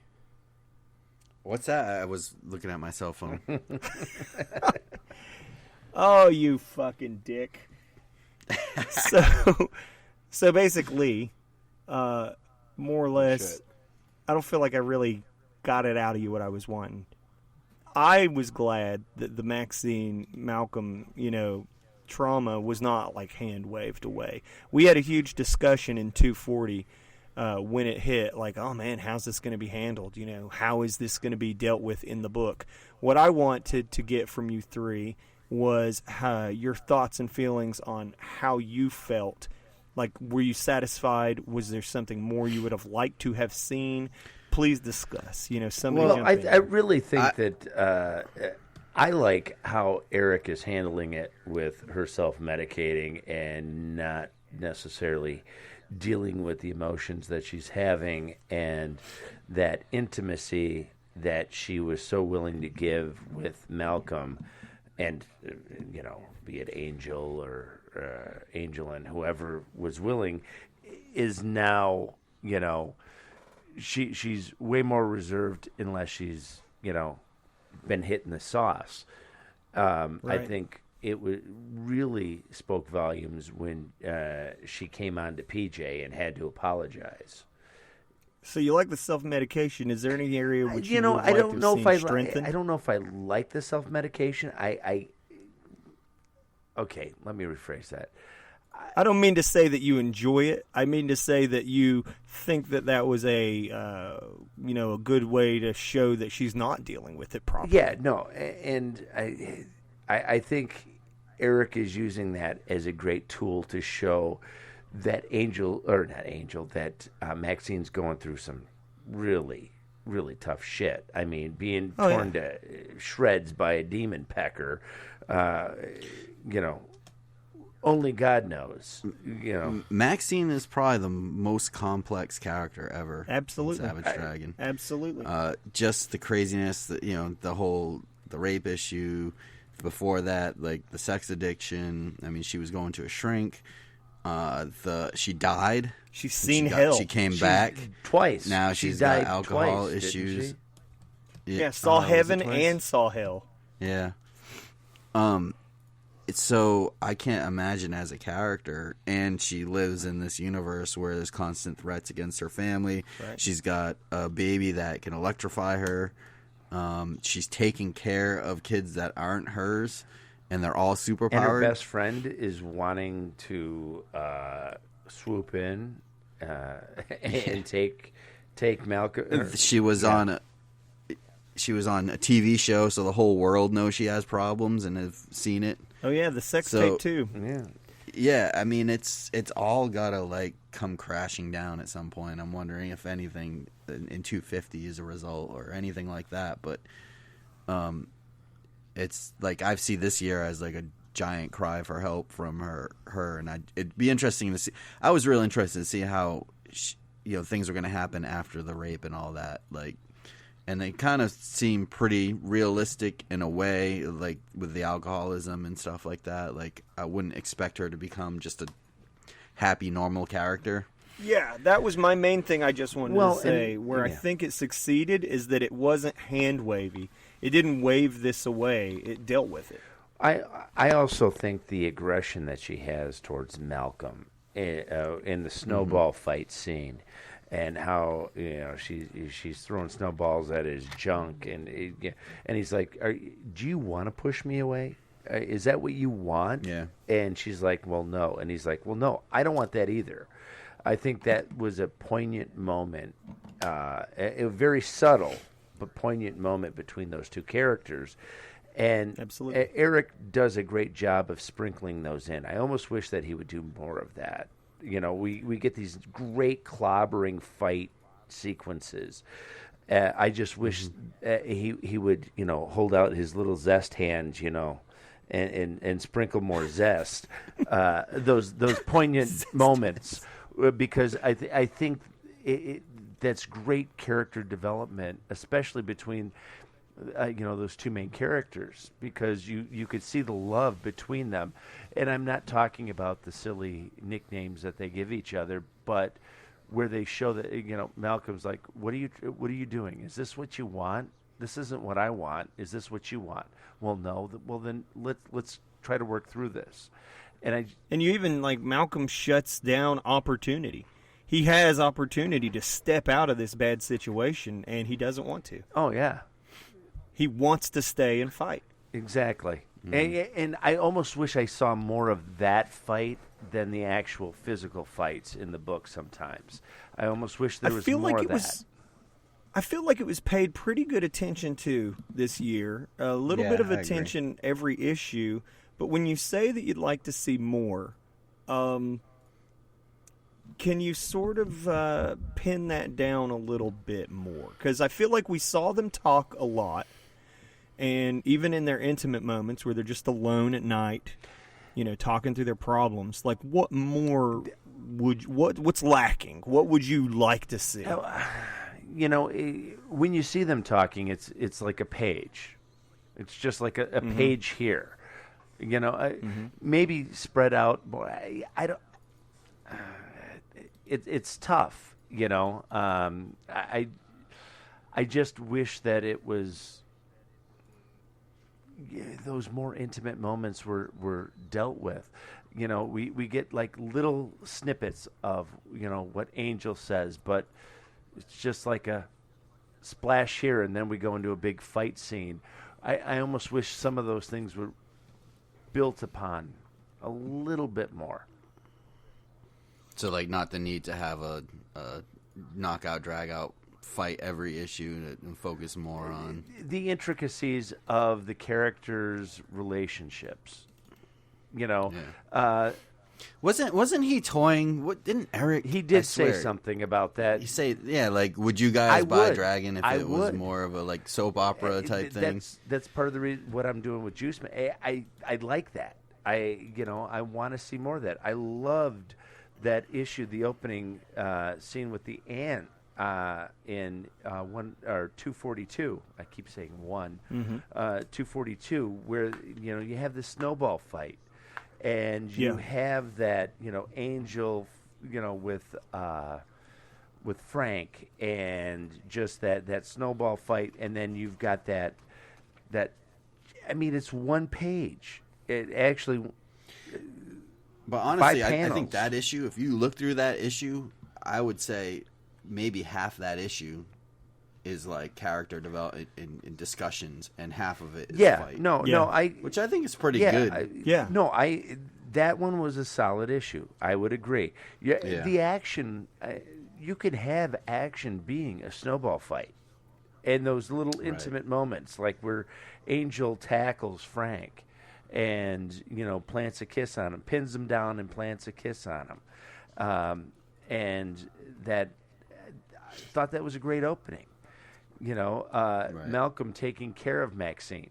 That was a great bit of character development when he thinks she's sick. We've got all of that. I guess, and I hate to say that I'd like to see more of that, but I'd like to see more of that. And if you say, expand on it, I don't know how he could do it more and still show the action that he shows, and I think that's where Eric posted that or put that out there, that I don't know if people would buy the book if there wasn't all of this, in your face kind of action. But I personally would be down with it. I do actually think for sales it would be bad. But I don't mind. I wouldn't mind an issue here and there. Yeah, and I think an issue. All right, so in a year that is not 7 issues, in a year that is like 12 or 10 issues, I think that you've got more room to breathe. So Yeah. I think if he gets this out more frequently, he can have his cake and eat it too. You can have an issue out of 12 be nothing but talking.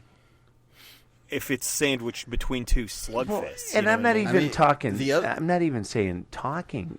Talking heads. I remember issues of Dragon where you would have Dragon going out on dates with Rapture. Yeah. And just that intimate thing, and there might not be a big slugfest, or there would be a little bit of something, but just to build more upon that, I guess.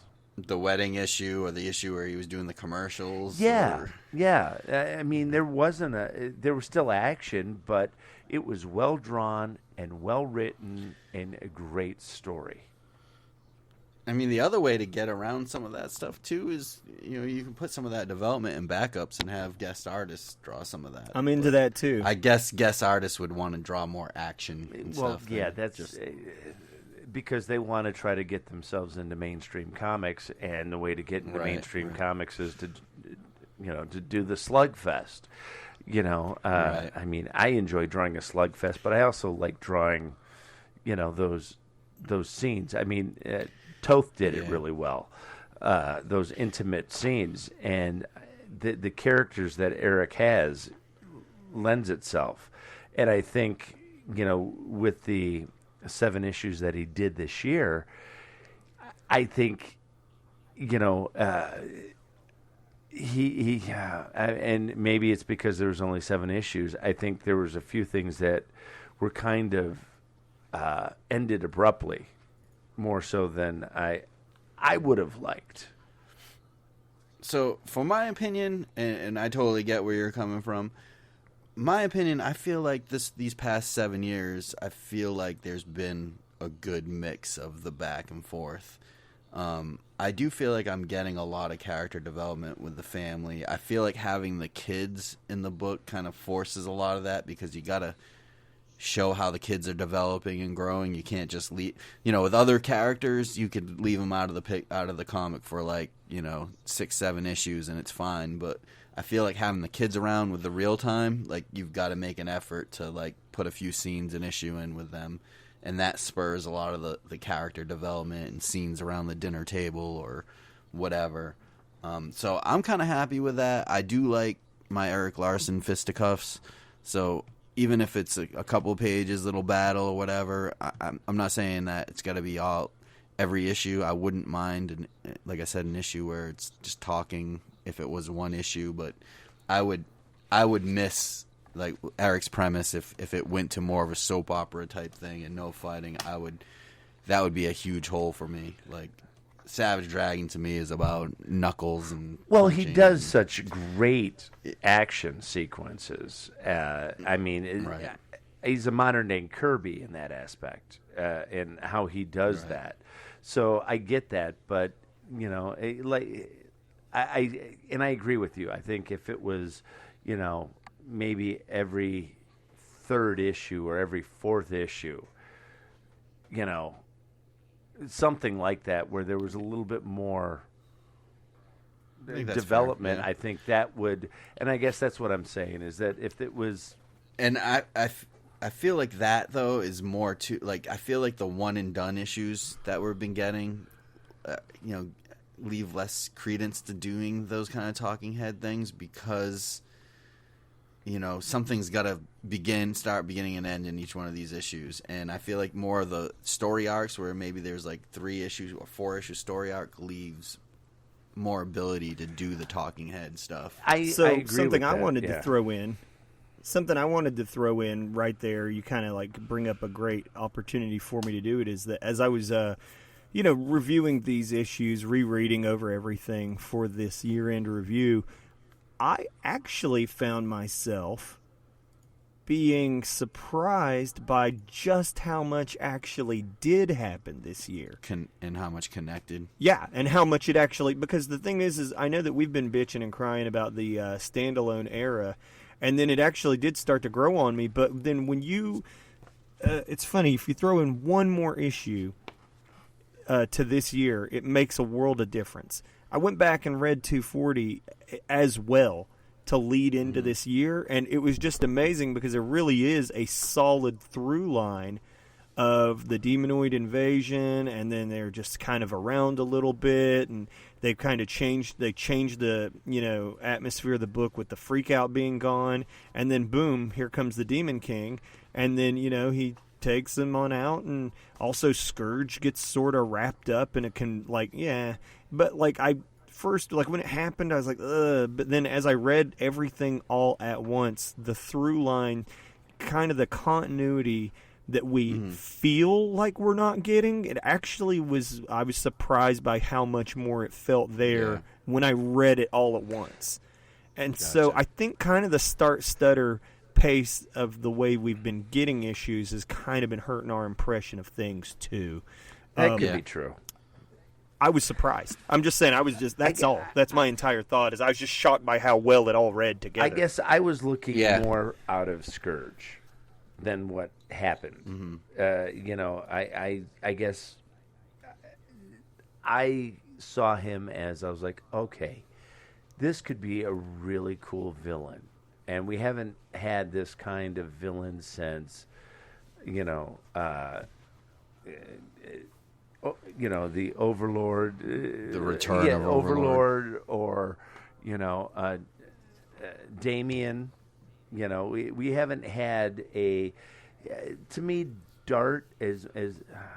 Do I like Dart? Yes, but to me, she is not nearly the same as some of these other characters, and I got a really cool kind of hobgoblin feel from Scourge, and I just thought, this could go. And when he came in and he wiped out the mafia, and in Toronto wiped out the mafia, and he was taking over, he showed all of this great promise, and then to be taken out with just that, little finger poke to the chest. To me, that just, I wanted to see more. I wanted to see more conflict. About the time, that was their second meeting. So what I realized, or what it felt like more, actually, upon my second reread, is that Scourge really would have been just treading familiar ground, whereas out of nowhere comes the fucking Demon King, but then he wasn't quite as out of nowhere as it would have seemed. I feel like initially, of course, I was let down that such a cool visual, got greased, and of course it's exciting to think about Canadian Malcolm, Malcolm getting his Overlord or whatever else. Exactly, that's what I'm about. I need that. But I got to tell you, after rereading it, I was like, you know what? I don't think Scourge was it. He was built up like a heavy hitter or whatever else, but he really would have tread, I think, way too familiar grounds. Maybe, but that's fine. But give me I guess somebody. That's where we're getting all these cool visuals. I mean, we got the Chain Man, great fucking visuals. We got all these great gone. Scourge gone. We've got these characters. We don't have that. Reoccurring villain. And I guess that's where I'm saying, where we build. And Scourge was kind of getting that way, too. Where we build on those arcs. Or Stefano Demera. We build on those arcs to where we get to know this character. And that's where those subtle, small things. I mean, there could have been so much more character development with Scourge. Yeah. Raven, I gotta disagree. I just want to butt in for 1 second. When you're saying much more character development with Scourge, I mean, don't forget Scourge was this geneticist guy that started. He wasn't just a mobster like Overlord, and he wasn't an alien time guy like Dark Lord. I mean, this guy could have been the next I don't know what's the equivalent for like Marvel, like the High Evolutionary or something like that. Like he could have played that role, and that's kind of a villain we don't really see that much, or we haven't been taken to like the super arch villain role. But I want somebody that's gonna be Doctor Doom, that's gonna show up, get defeated, come back 15 issues later, and that's kind of like what Overlord 21 was. And I issues feel like that's before he before he bit the bullet. 21 issues. And then how many times did he come back? This, I think, was a prime opportunity to build that character, and I think it was lost. And I don't know why. And don't forget, the original Dragon had a lot of characters that came back. A lot of the minor bosses from Vicious Circle made appearances. The Fiend had a pretty decent run. Of course, Dark Lord. Who's the guy from the Void? Deathseed? Deathseed, yeah. Deathseed, yeah. He didn't really come back. He died and got replaced a couple times. But he was, yeah. I mean, I just felt like there were more major villains, and it wasn't like, the guy makes 2 appearances and he's killed. Or off. 1 appearance. I mean, going back last year, there were some really cool character designs that Eric has done, and they're gone. It's like that character that the blue guy that phased in and out. That was a great design. That was a great character. One and done. It's just not where he's at right now, headspace wise. Yeah. Like the thing is what's funny. I'm totally with you. So let me just say that A, I am totally with you, and B, I totally went through this like range of emotions. But where it clicked for me, it's funny when we were doing our interview with Michel Fife of Copra, he said, we were talking about like, Savage Dragon, new TV show or whatever, and he's like, yeah, but Eric's done all that. He's like, but he's done all that. So like, and he doesn't want to do that again. And it's kind of like funny because like at that moment it clicked for me. I was like, oh yeah, wait. Like we know this about him. Like he doesn't like to do the same shit. Like I guess it's funny. It's kind of like a false start is what's really was bad about Scourge is because it seemed like he was building up this new Overlord, but that wasn't what ended up happening. And so it's that kind of like, supervillain blue balls is what you got. But this era of done in title of the episode, superhero blue ball, supervillain blue ball. But like supervillain blue balls. But basically, it's like that is just, and I guess again, you absolutely. I'm not here to invalidate or clap back or shout down what you're saying. I'm just saying that I think that there is also value and merit in it's so funny. It really hit me when I was preparing for this year-end review because I was feeling the same way a lot. And then as I went back and read these, I was like, I feel like he's kind of hitting his stride with this done in one shit. It's kind of like, it's like with the God, Ragnarok and Ants Illuminati, and then... Can't you do a one and done and not necessarily kill the villain? I would also like and to leave see room more, for the villain to reappear down the road. I also would like to see more recurring. But then again, it is comics. There's nothing to say the villain can't reappear, like the Chain Man can't come back or whatever. Well, I think the Chain Man at least was, left open to where he could return. Where Scourge, if somebody's got the outfit, they could maybe do it, but it makes it harder when you kill him off, and I don't mind a one and done story or an all in one story, but have it propel a greater story. Have a springboard. And that's what I was saying is, I think the greater focus has been on just their family issues, their family, the children, raising the kid that can kill you, dealing with I think that it's funny because that's when it hit me where I was like, oh, the new model isn't I'm going to have a villain get strong and come back and have repeating the actual thread that actually is there is Malcolm's family problems. Yeah, That's what recurs. So he's like not doing recurring villains, which I want to say this again. I'm totally with you, dudes. Like I was so fucking sad when Scourge got poked to death, and I also want to see like recurring fucking thorns in Malcolm's side for sure. But I just want to say that to say that there's nothing. There's recurring shit. He switched gears. It's the family shit is his focus. Like, that's it. Little baby Maddie was crawling around at the beginning of this year. Now she's holding hands and walking. I agree with you because I like that scene where Angel tries to join Malcolm in the shower. I enjoy that stuff. But I guess I can see you still need to have that, you can still have the family drama, but you still need to have, some sort of anchor out there that is greater than a one and done, kind of villain, or something, where the villain's defeated, yes, in one issue, but he's not gone. That's what I always liked about Powerhouse. Powerhouse would go against Dragon, and we would see them fight.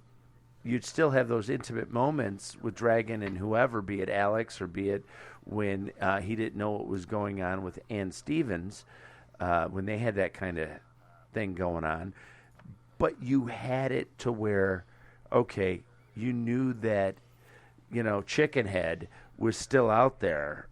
They'd go to fisticuffs. They were going to cross paths again.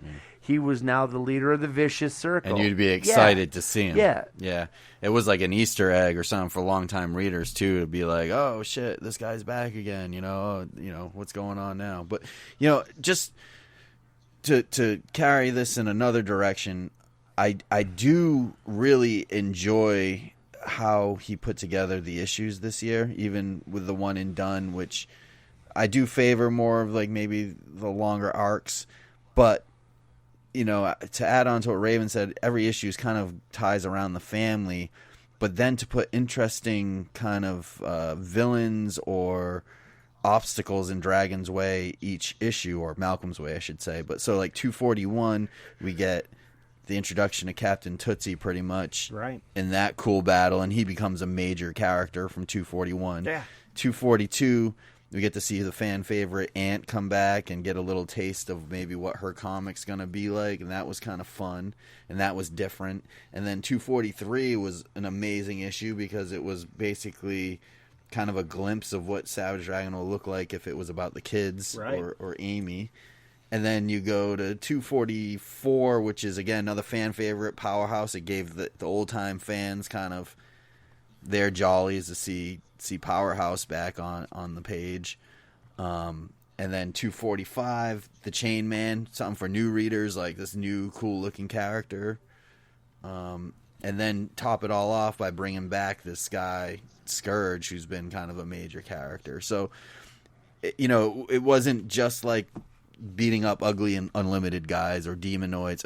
Oh, and then 247, the demonoid guy, which was a much better character than I think any of us could have guessed. And wrapped up that arc. Like I said, if you look from 240 to 247, I could say in 17 issues, if you never saw the demonoids again, that's kind of a cool wrap.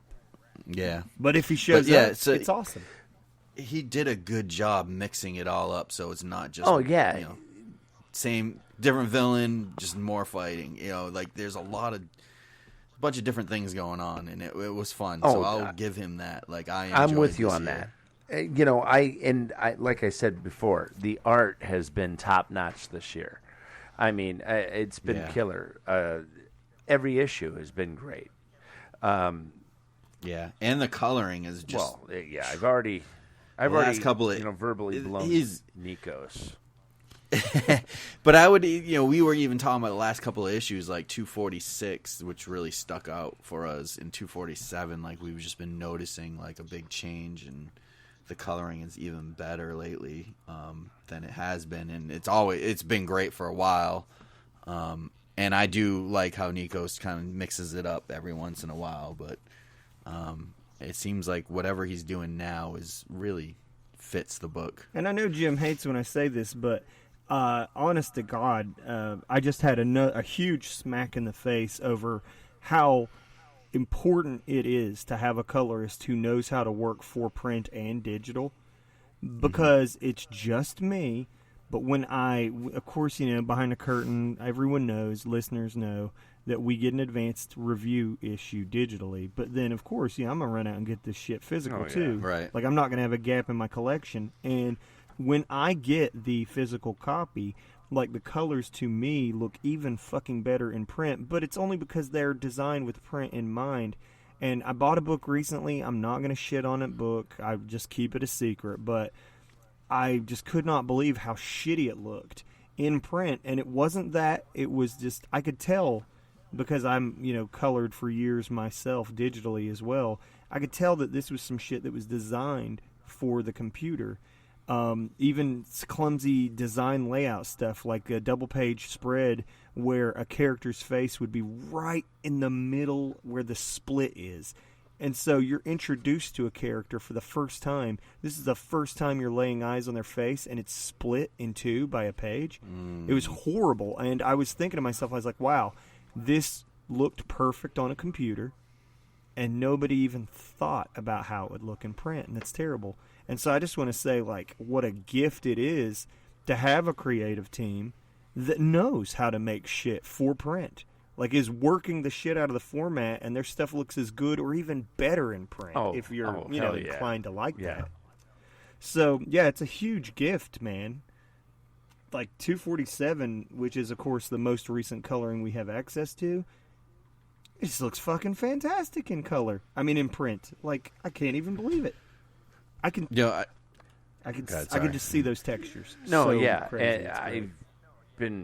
Nikos has been coloring some of my stuff, and I've just been blown away by what he's doing, and it does transfer over from what I see on the screen to what it looks like in print. I'm just like going, I can't say enough about it. And the new techniques that he's doing with the textures and giving it more watercolor, painterly feel, I love it. I love that it's that it's in Dragon. I love what he's doing with his colors. You can even see it on the creator-owned. What is the thing that he's doing that's going to be in 250? The Yankee. What was it? Yankee. Oh, right. We mentioned in the news. I mean, you could even see it there. Yeah, Yankee you could Rebel. even see how he does it there.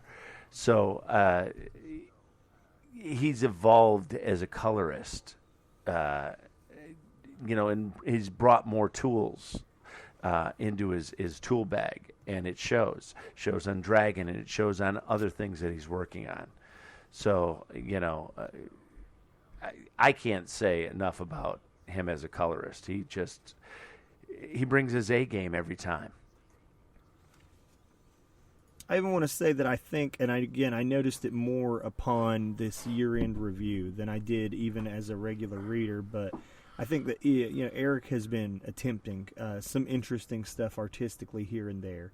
Like, he's been doing some, like, Bill Sienkiewicz style, like, sketchy rendering. Like, you can see it really well on, like, Malcolm's nose on the cover of, like, 251. But I'm just saying, like, at this double-page spread in 247, if you want to see what I'm talking about, like, there's just all kinds of just crazy little frantic cross-hatching and sketching, just really mad stuff. And then another thing that I noticed is that he also was using, to some great effect, the occasional digitally reduced kind of thing. By that I mean, like, the Rice-A-Roni covers. Oh, yeah. Were used to great effect, but additionally, the bar that they that Malcolm and Maxine go to when they're celebrating the Toronto Raptors victory.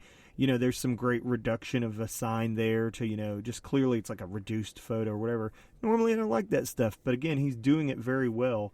In 241, behind Captain Tootsie, you have that fantastic airport shot where Tootsie is at the airport, and that's clearly got some kind of it's some kind of filtered photo or something like that. But again, normally that bugs me. He's found a good way to make it work. I think it's cool. So even Eric is kind of just, busting out shit. There's textures I noticed were a thing this year too. Like the repeating patterns on characters' clothes. Angel has, or not Angel, but there's a girl in the mall with Christmas trees on her pants and just little things like that. So a logo, Hudson Bay logo on a shopping bag, just things like that. Attention to detail that's easy to neglect, but man, it's nice. It's cool. Well, I and like you it. also see it in 245 when he's doing, the 12 panel grid.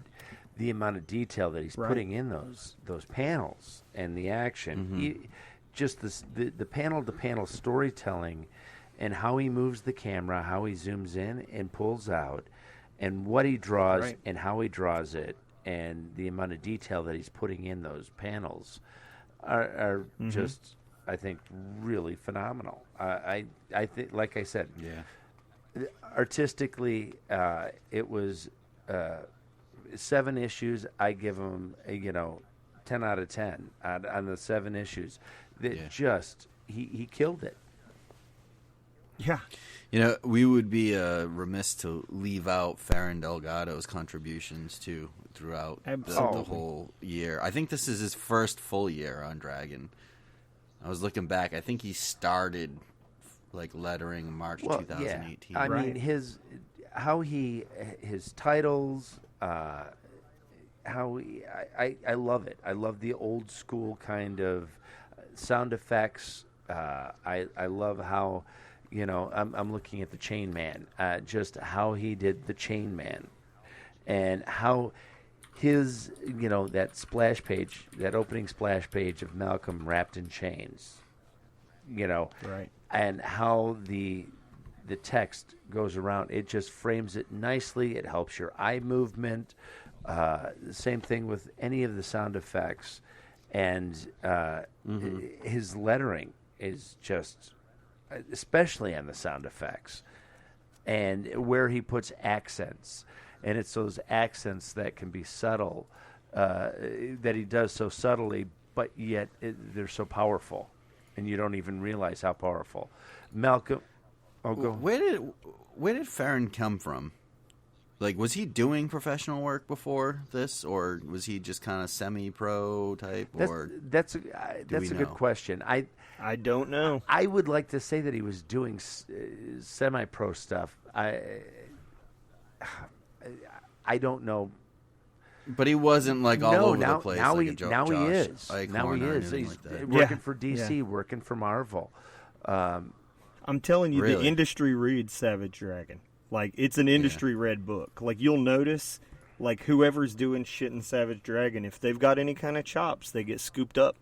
So it's, of course he's working for, all kinds of people, because the work he's done in this book has been fucking incredible.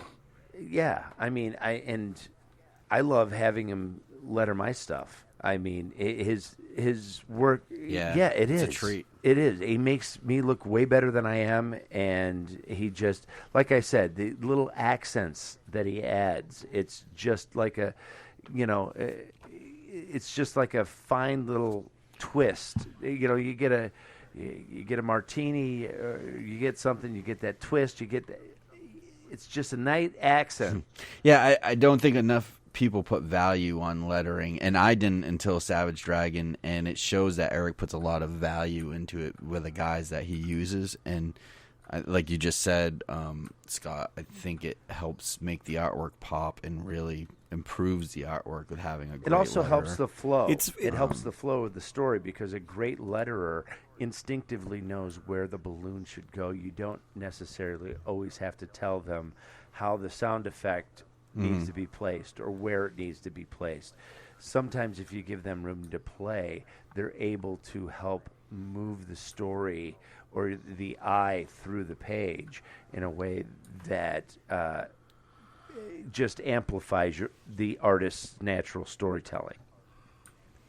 It's one of those Right. massively undervalued skills because, and it's funny, it's insanely critical because, of course, in a silent medium like printed comics, your sound has to be visual. So when you have a visual representation of sound, things like bold letters, things like a sound effect that corresponds to what's happening. Fear Delgado, somebody's fallen in water, there's going to be a splash, and it's going to look like water that is splashing. If somebody's cutting something and it goes shink, like there's going to be like the word shink is going to be cut sharp. in half or sharp. Yeah. If somebody punches someone and it says boom, it's going to look like it's huge and bold. And that is a talent that, honest to God, like, it's nuts how bad corporate comics just butchered that shit, dude, because the emphasis on taking the, like, life out of lettering is fucking real, dude. They just wanted books done fast and kind of scrapped that emphasis on quality lettering. And I just got to agree that, like, when you're reading lettering that's bad, it's just nowhere near the same experience as reading thoughtful lettering. Right. That's it. And that's all. So can we talk about some of the backups? I want to talk about one of my favorite backups that we had this year, and one of my favorite all time, just the artist, at least. I don't know. You guys probably know what I'm going to say. Oh, yeah, we do. It's the, Dragon and it's the Feasel. guy's name. No, I think that was good too. Oh, but for me, it was upset. more the Camel Kachansky art, the one with Mighty Man and Super The Patriot. Fall of the Okay. Mighty. I don't know where this art. Yeah, I don't know where he picked this artist up. I've never seen his work before, but the guy is good. Yeah. Okay, so for me, it was the other one, the Yeah, I know you guys love that. Well, Raven wasn't here when we reviewed that. Our friend of the show, Zach Hawkins, was. I was here. no, Oh, Raven Raven was- was I here. You wasn't. weren't here. Yep. Oh, yeah. You just hurt me, that's all. Yeah, you're forgettable, Raven. No, Zach was joining us. That was a beautiful coincidence because Yeah. he's actually a, what is he, Jim, 2000 AD? PJ Holden is mostly Yeah. known from his 2000 AD work on Judge Dredd and others, as well as Just some beautiful. other independent work. I think one of his books he worked on was called Department of Monsterology. Yeah, but I loved that one. I love that backup. But I love that one you were talking about too, Craig. My God, that was a fantastic, and even got the back cover too. So we got the back cover and the backup to go with that one. Oh, Robots, zombies, demonoids, but that guy, his art blew me away. Yep. I don't know. It was a good backup.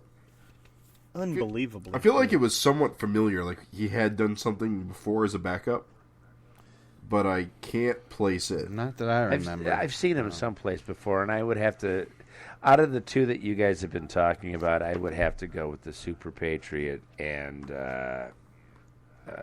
Mighty Man. Mighty Man.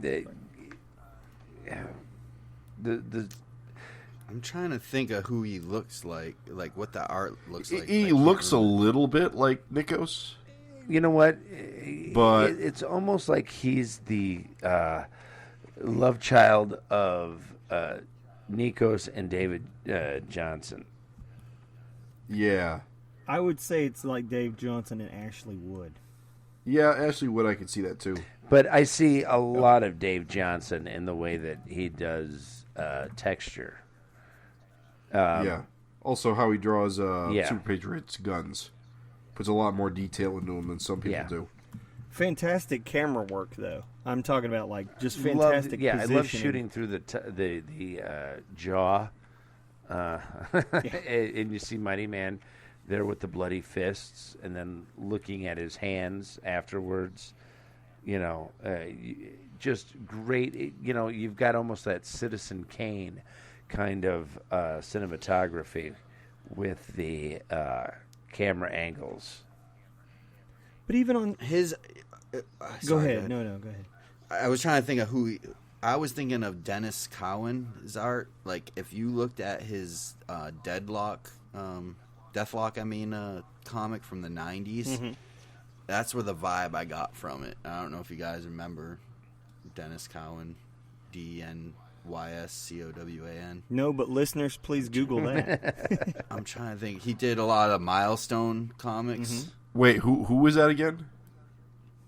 Dennis Cowan. Oh, yes. Okay, I'm aware of them. Didn't they draw The Question in the 80s? Yes. Yes, okay, yes. I'm familiar. He's got that kind of a scratchy style. Absolutely. It's if you look up like 90s Deathlock comics, like that he did that series, and that series was really cool. But that's what it reminded me of. And when we first reviewed it, I had that on the tip of my tongue, and I just remembered it now. But I don't know. Listeners, if you agree, let me know. That's what these year-end reviews are for, baby, so we can take that nostalgic look back with new, fresh minds. I was just going to throw in that even on the subtle things, like the panel where Super Patriot is reaching down to Betsy, and he says, "I know about the horrors of war. I've lived through too many of them." You know, that's just strong-ass camera work. You know, where Super Patriot is, like, higher up in the panel, really selling his big, like, powerful adult style, he's a hero presence with the sun behind him hitting on his mask, and then she's just a kid and just like shorter and smaller in the panel and stuff. Just that's solid cartooning, baby. That's fucking great. Mm-hmm. That's good stuff. So yeah, this was strong as hell. I see why it's your favorite. I'm gonna stick with mine because I just like I thought Dragon was funny and goofy and felt good to see the old man just for a little bit. It kind of fulfilled the promise that we had been told that, hey, we can see Dragon in backups. It's fine. We'll see flashbacks. Things we didn't see, because people were bitching. Right. And I use that as a great selling point, too. I was like, yo, dudes, if you say you miss Savage Dragon, buy this issue. He's in it. Like, right. Fuckers. Yep. Get in on it. So, but no, it's good. And Jim, Scott, I didn't hear your favorite backups. Oh. Or did I? Well, no. I mean, my favorite backup was probably also the Super Patriot Mighty Man one. Okay. You know what?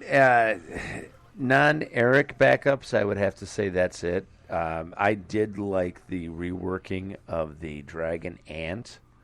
I thought that was a treat. I liked the coloring on it. I liked how it was kind of the old school. I liked the reworked,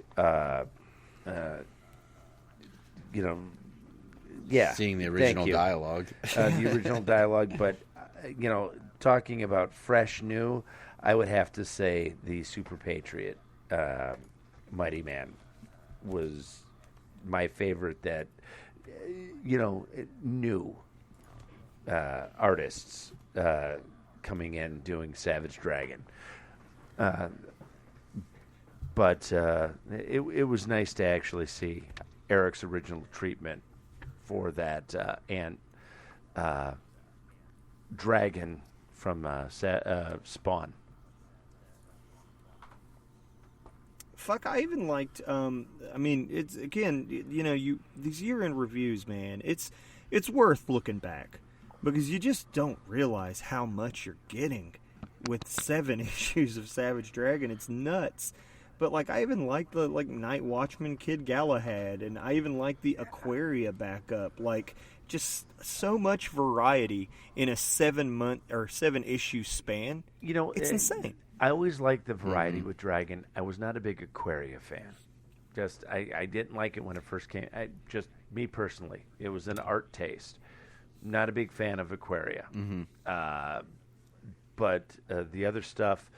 Maybe it's because it has nothing to do with Dragon. Maybe it's a mixture of that and art style. Like I said before, I have a hard time if I'm not a fan of the art, actually reading the story. The story could be great. It could be the next, Watchmen. And if I'm not into the story, that's just it. Let me say, I also was super fucking pleased to see G-Man return. Oh yeah. Like, Yes. goddamn, Yeah, but what a those strips are funny. What a triumphant return! Like, And I like how it's colored Damn. now. I mean, that's, really cool. Yeah. Different, than the actual, okay, here we got the flat colors, making it look old school, like the old, newsprint comics. I thought was, a brilliant move on that part. On Chris's part. yeah. And even the funnies. I just think that like the funnies were like killing it like all this year too. Dude, how funny was the latest one, where he did like the old timey ads? Yes, dude. Yes, Adam Pruitt. Shout out. Yeah. Out. That shit was fucking great. I don't know, just like And he got his a FinCast ad. Yeah, he did a bunch of those little fake ads, and they were all really cute. I just think that, like I said, even though it was only 7 issues, I was prepared to really harp on like the quantity or whatever. Like doing this review, I was just like, God damn, dude, 2019 was still pretty sweet. Well, the Like, quality was stellar. Yeah. You can live with the quantity if the quality's stellar. I don't like to throw shit under the bus. I don't like to tear something down to make another thing, build another thing up. But I'm gonna in this instance, just as because one of the only other recurring things that I bought like every month this year was the new Fight Club, and it's funny because as I read through Fight Club, I was just like, the art's beautiful, can't slight that. Famous author. So you'd think story was good, but just wasn't like fucking doing it for me. And the second one kind of pulled it out at the end and was okay, and I was hoping for that, but it was just incredibly disappointing. And I was just thinking to myself, it's so crazy because here's like Fight Club, high profile comic, whatever else, or blah blah blah, and the most it had for extra content was there was a little like fake newspaper advice column in the front, and I just blast through an issue of that and just feel empty. There's like no real like thrill. I was just like, this art's cool, but this story just kind of sucks, and it's just kind of like, even like we were talking about larger arcs and all this stuff, and I was just like, 7 issues of Savage Dragon did more than the entirety of Fight Club 3. I was insanely disappointed. So just really like, I always joke that like Savage Dragon's king of the heap every time I pick it up. Like whenever I'm buying it, it's the best comic I have that week. But it's true, man. Just there's so much shit in a single issue of Savage Dragon. There's pinups and backups and strips. Well, again, you have to go back Yep. and take a double take or another look, because there's things that you miss on that first pass through. You're like, okay, I can read this, I can skim it and read it really quick, but then once you start to look at the artwork and how the art and the words coincide and mesh, there's things subtleties that you catch on the second read. And then you find yourself talking about it for 2 hours with your friends. Yeah. True. Yeah. But yeah, it was a good year, I thought. I would agree. I would agree 100%. Yeah, absolutely. 2019, I was super prepared to come in and be talking about what more, I wish there was this more issues or this or that, or it would have been cool if this happened. You know what? But Do we always wish there were more issues? Yes. But looking at the issues we got good issues. We got solid issues. And to think yeah, we're starting a new decade of Savage Dragon come next year. Yeah. yeah, Well, I think what helped it out, too, this year is it was a lot of fun reading those Ninja Turtle comics again in color, Yep. which tied in a lot with Savage Dragon. Absolutely. For me, I'm a huge fan of Eric's old Spider-Man, so just getting to pop in and check in on the Eric Larson Spider-Man was fun, We got Cap so to look forward to. as much as it's yep. For But me, as much as it I was just going to add, those were new issues. And so for me, I didn't really even feel such a drought because like I was having new Savage Dragon related experiences this year, like all the time through Turtles. So thank you guys for doing that Turtle stuff. And also, Craig, I mean, I know that we're going to dedicate like more time to it. We don't have time to really talk much about it now. But also, Savage Dragon Johnny Raygun was absolutely. I was going to say fucking treat. That's we really need to get to reviewing that sometime soon. Absolutely. But just, I'll leave it at it was good. Craig, say something about it. Yeah, well, no, it was good. we'll review it. It was a long time coming. I mean, that's something that Rich Woodall, who, listeners remember we interviewed a few episodes back, but it was really a labor of love for him and something that he was, super stoked to have his, he's a longtime Savage Dragon fan, so it was fun, I think, for him, and it shows. And, this is a book that's really been 10 plus years in the making. And just really, I think, like, it's cool because overall 2019 was fucking jam-packed as far as Savage Dragon stuff goes. Jim, didn't we start retro reviews this year? We did. Yeah, that was fun. Yeah. And that has been a lot. I read new shit for retro reviews or old shit that I had read, but I just had your fresh perspectives on it, The other thing that was fun, too, is that even though it was, a 7-issue year, we really pushed to try to do an episode every 2 weeks instead of the once a month. And I think that's also kind of kept us sharp on Savage Dragon. And it's kind of been fun. I like that, trying to be more structured. Absolutely. And it's been working out pretty well, so. I laughed because I was like, I was thinking about everything, and I was like, we usually interview Eric once a year, and because there were only 7 issues, this year went by. We didn't talk to him. Yeah. It's so funny, but like at the same time, like it just felt like Savage Dragon like oriented content nonstop. It felt good. Yep. I've been having a great time, talking with you guys, and listeners are really, appreciate, like we've had a lot of, I think, good listener interactions too. And contributions, like again, I hate to just keep dropping, but friend of the show, Michel Fife brings back that like in 247 legendary letter hack, Olaf Beamer reappeared after like a decade. He said he's been like a decade since he, what did he say? 15 years since his last letter, a decade since he read the book. Wow. And he came back after being gone all that time, and he said he was just like blown away. Malcolm's got a family and all this stuff, and so he's like, "Yeah, you got me for life." He was like, everybody was shocked. He was like, "I'm back. I'm never gonna quit." And it's funny because like Michelle he was like, "Oh, dude, Olaf is back," and I was like, that name seemed familiar. I was like, Olaf Beamer. I was like, I gotta look this up. If you look up letter hacks on Wikipedia, his name is second on the list. Wow, it's fucking crazy. So kind of a well-known letter hack. It's nuts. Big year, dude. Small issue count, big year. What I would like to do, and I don't know if I'm putting anyone on the spot or anything, but I would love to like go around and just you guys put together kind of like your top 5 moments of Savage Dragon or Savage Dragon related stuff for the year. Like, what were you super stoked about, either in the comic or the merchandise that came out, whatever it is, like.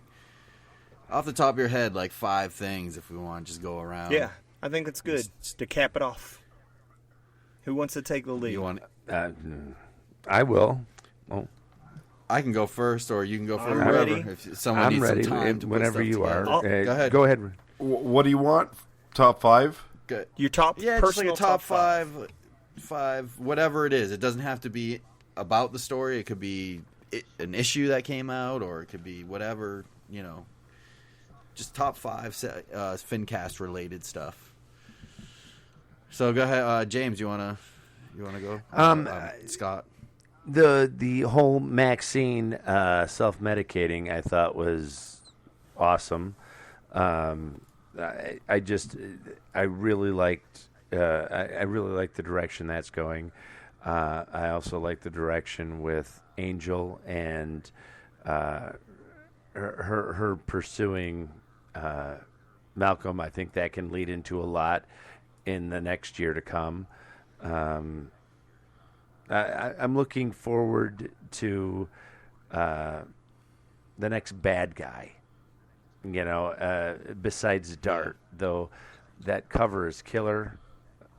Coming up with, is it the six? Who knows? What am I at? 3 or 4? 3? Oh, great! 3. I got to come up with 2 more. It's all right. You don't have You to. know what? Yeah. I'm It's enjoying off what's going on with the kids and the character development with the kids. I'm looking forward to that. And I'm looking forward to what Eric's going to be doing creatively with his art. Be it storytelling, panel to panel. He always seems to bring something into the mix where he experiments. So I'm looking forward to something like that this year. Fuck yeah. Right Cool. on. Cool. Who's next? Go for it, Raven. Or you I got wanna a go, real Jim? easy list, real short. Short and sweet, fellas. Number 5, the fin rip. Absolutely Yes. brutal. Like I said, I'm always amazed with so many fights and slugfests that he can still do new shit after 26 years of monthly fights, that he can still do something fresh and visceral. The whole, Craig, you drew my attention to it. The holes in Malcolm's skull. It was just so brutal, and I think it's going to lead us to in continuity Paul Dragon Finn for at least an issue. And I think it's so cool that that's going to be on Malcolm. Not original Dragon, but on Malcolm, like his son. Dude, how bummed are you going to be if next issue it's like skipping time and he's got a full Finn back? I admit, dude, I'm going to be bummed. I'm going to be pretty darn... If we don't get, like, a page, one splash page, I'm going to be sad. Because I think Old Dragon was fun with... It'd show, like, bits of him growing back slowly. With the small hand is exactly what I'm thinking of. But, like, I think it's a cool thing in Savage Dragon that he doesn't have Wolverine and Hulk instant healing. Shit takes time, so I think it's neat. Number 4, the Demon King. We already said it. I'm not going to beat it to death, but he was just so much more interesting than I was prepared for him to be. I'll admit, I just thought he was going to just be a strong demonoid that could talk good. He ended up being kind of empathetic. He was like intriguing. Like I wanted to know about his adventures. Like he'd been all over the world, and I was like, man, this guy's interesting. Number 3, Amy's beatdown of Celsius. That was something I just generally hate kids. I don't think kid shit is interesting. I'm sorry. I generally hate kids. I just fucking do. They suck. Like the new Ghostbusters, I'm bummed it's going to be about kids. Like I fucking don't find kids fucking good or interesting. They suck shit. But wow. I wasn't prepared for Amy's fight to be so fucking awesome. And it was incredibly over the top. She was incredibly brutal, and she just absolutely clowned the shit out of him. And it was fantastic action that I wasn't prepared to have. So I was like, man, this is cool. This is good. Number 2, Ant's Illuminati subplot. Incredibly interesting stuff. You think that's going to tie in with the comic or the backup in 250? I am so sad to confess that I think that we're just not going to get any more. But I would love if there was more. Well, we're definitely getting an Ant backup. Illuminati. But I mean, I'm just saying. You're talking that part. Oh, you're talking about there won't be any more. Yeah, Illuminati. I know we'll get more Ant, but I just think that Illuminati subplot is not going to get too touched on. Because, Gotcha. Dragon's a book that focuses on as much as it can, and there's a lot of irons in the fire, and I wouldn't be surprised if, we never heard more about that again. But I wish we would, and I liked it. I thought it was a really cool concept and a really cool idea, and I don't know. I just thought that was so cool with the body snatching of the gods and the old man falling out of Ragnarok, and I was like, that's so cool. That's such a good slant on that, and it's interesting. And lastly, surprise probably, number 1 for me, Captain Tootsie being repulsed by modern society.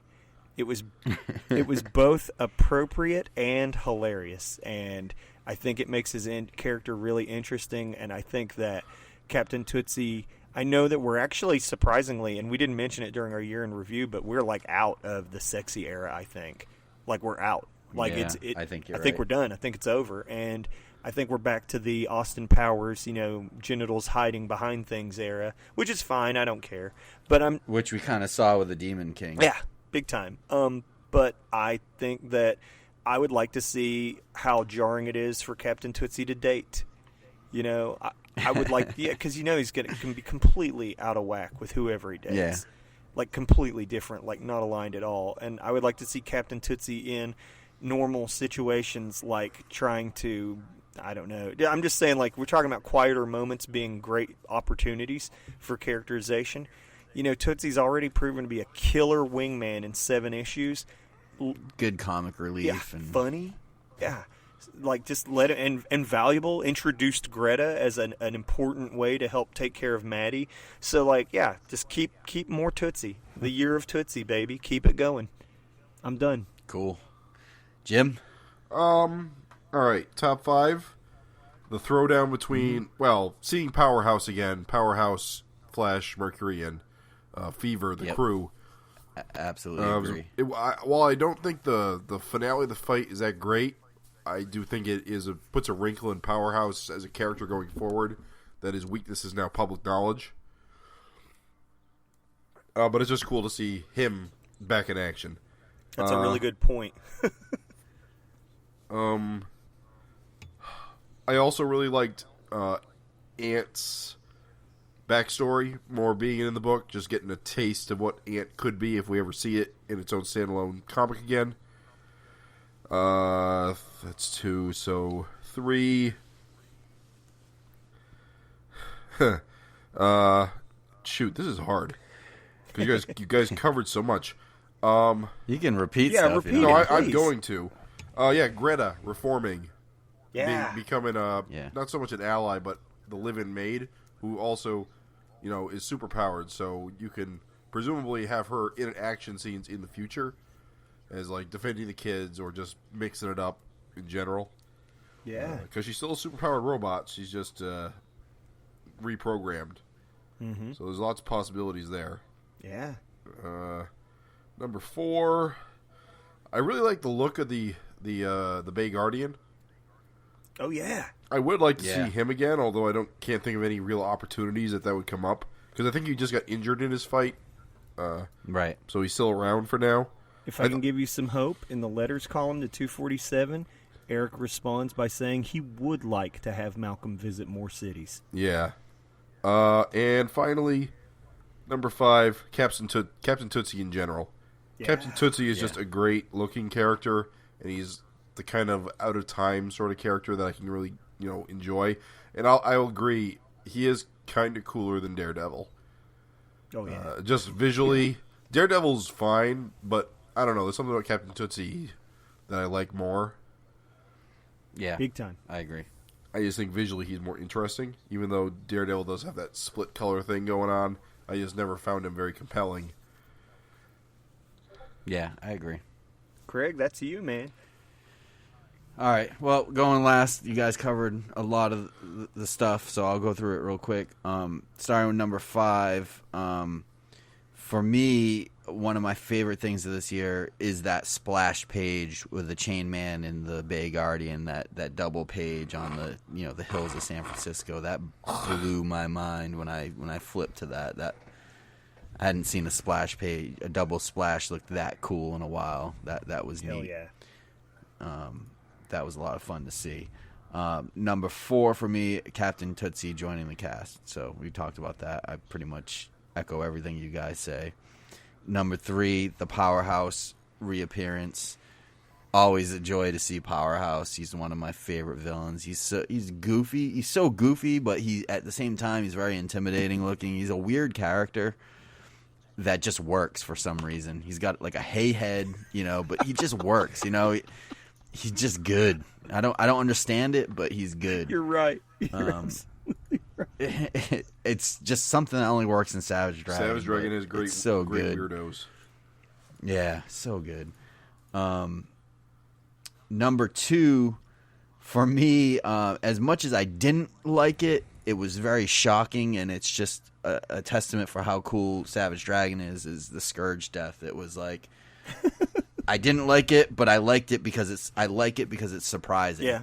Like, even though it's like, oh, of course he's gonna kill him, but at the same time you're like, and then you didn't realize how soon he was going to kill him.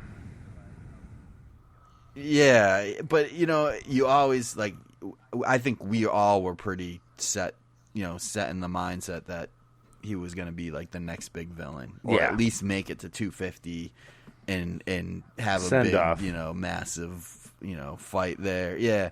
So for him to be like, really? That's it? That's how he's going down? Like, man, like, I don't know. It's just, Eric is a master of keeping us surprised, I think. There's very few times that I really guess what exactly is going to happen in Savage Dragon, which is amazing because I don't think I could write a book, or many people could write a book for that many issues.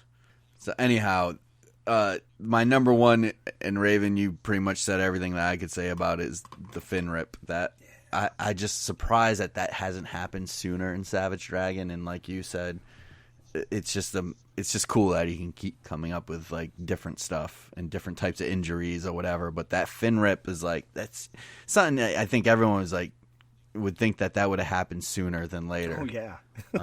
And it was just like, holy shit, it finally happened, and it looks messed up. And I just really hope that we get a little Paul Dragon type cameo, type Finn next issue. So that's it for me. Just a couple honorable mentions. The Greta Gearbox, again, I think that's cool. Jim hit that up. And the Savage Dragon Johnny Raygun crossover, I was stoked to see that finally make it to the printer. You can feel the love. I'll just add that. You can, as you read it, you can feel the love. It's an awesome little crossover. Yep. Cool.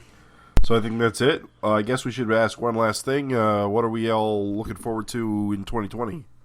One thing I do want to say is, the listeners, if you want to send us your top 5 moments or things about Savage Dragon, send it to savagefincast@gmail.com or the Eric Larson fan Facebook page, and we'll read your kind of top 5 moments in Savage Dragon, or top 5 Savage Dragon comics, or whatever it is that you liked over the past year. We'll read it on the next episode. Yeah, your 2019 centric top 5 list. But I agree with you, Jim. Take it away, man. That's a good call. Oh, I don't really have anything. No, you were saying, what do we want to see in 2020? Yes. I want to see what Eric does experimentally, art-wise. But that's every year. I guess. Yeah, I want to see what he. Because he always comes up with something new. Be it, I'm going to do a X number panels this way, or I want to do a digest issue that also could be formatted to a regular comic. He always seems to be very creative in what he brings artistically. That, and I want to see where we go with Maxine and Angel, that story arc. Because they're becoming more frenemies than BFFs.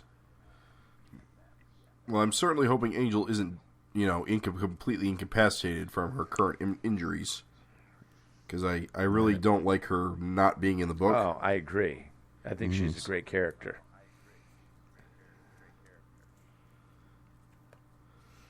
What about you, Raven? Baby, I'm short-sighted. For me, it's all about 250. Yeah, that's what I'm saying. That is promising to be a big status quo change, a shake-up. Of course, it's going to be 100 pages. I'm down for every single cover. I can't wait to see that Rob Liefeld cover. I don't even give a fuck. Haters be gone. Yep. I can't wait to see it. I'm not even a Scotty Young fan, but I want to see Scotty Young's cover. I'm so... I got to see Walt Simonson's cover. Dude, you ain't fucking kidding. And I'm excited to see what the Scott James of the world do with the sketch cover, with the classic logo. Oh, with the State Fair zucchinis. Yes, dude. The legendary Mr. Monster. So I can't wait. I'm 250. For me, 2020 is 250. I'm hyped. Yeah. I want to know what the backups are going to be all about. I want to know if there's going to be any extra pinups. Yep. I want to see the covers. I want to smell the pages of that gigantic issue. Yes, dude. Is it going to be square bound? I told him. At the Yeah, shop. likely. I told him at the shop. I said every single cover. Cha-ching. That's Yeah. ridiculous. And they were like, "Whoa!" I was like, "Dudes, don't act like I don't always do this. Raven the High Roller. Give me all those fucking covers." Yeah. Let her roll, Just baby. let it roll. Daddy's on a streak. Yeah, that's really my big focus. That's you too? And I think even beyond 250, what's 251 going to be? Yeah. What's the aftermath? Yeah. Because that's if you look at these major issues, it's like there's always something unexpected happens, and it's like, oh, all right, well, you get done reading that anniversary issue, and you're like, shit, where do we go from here? Yeah. So Fucking A. cool. Gentlemen, always an incredible, fun time talking Savage Dragon with you. I really, truly love it. As a listener only, I used to always say, thank you for enhancing my Savage Dragon experience. Listeners, I hope you enjoyed it.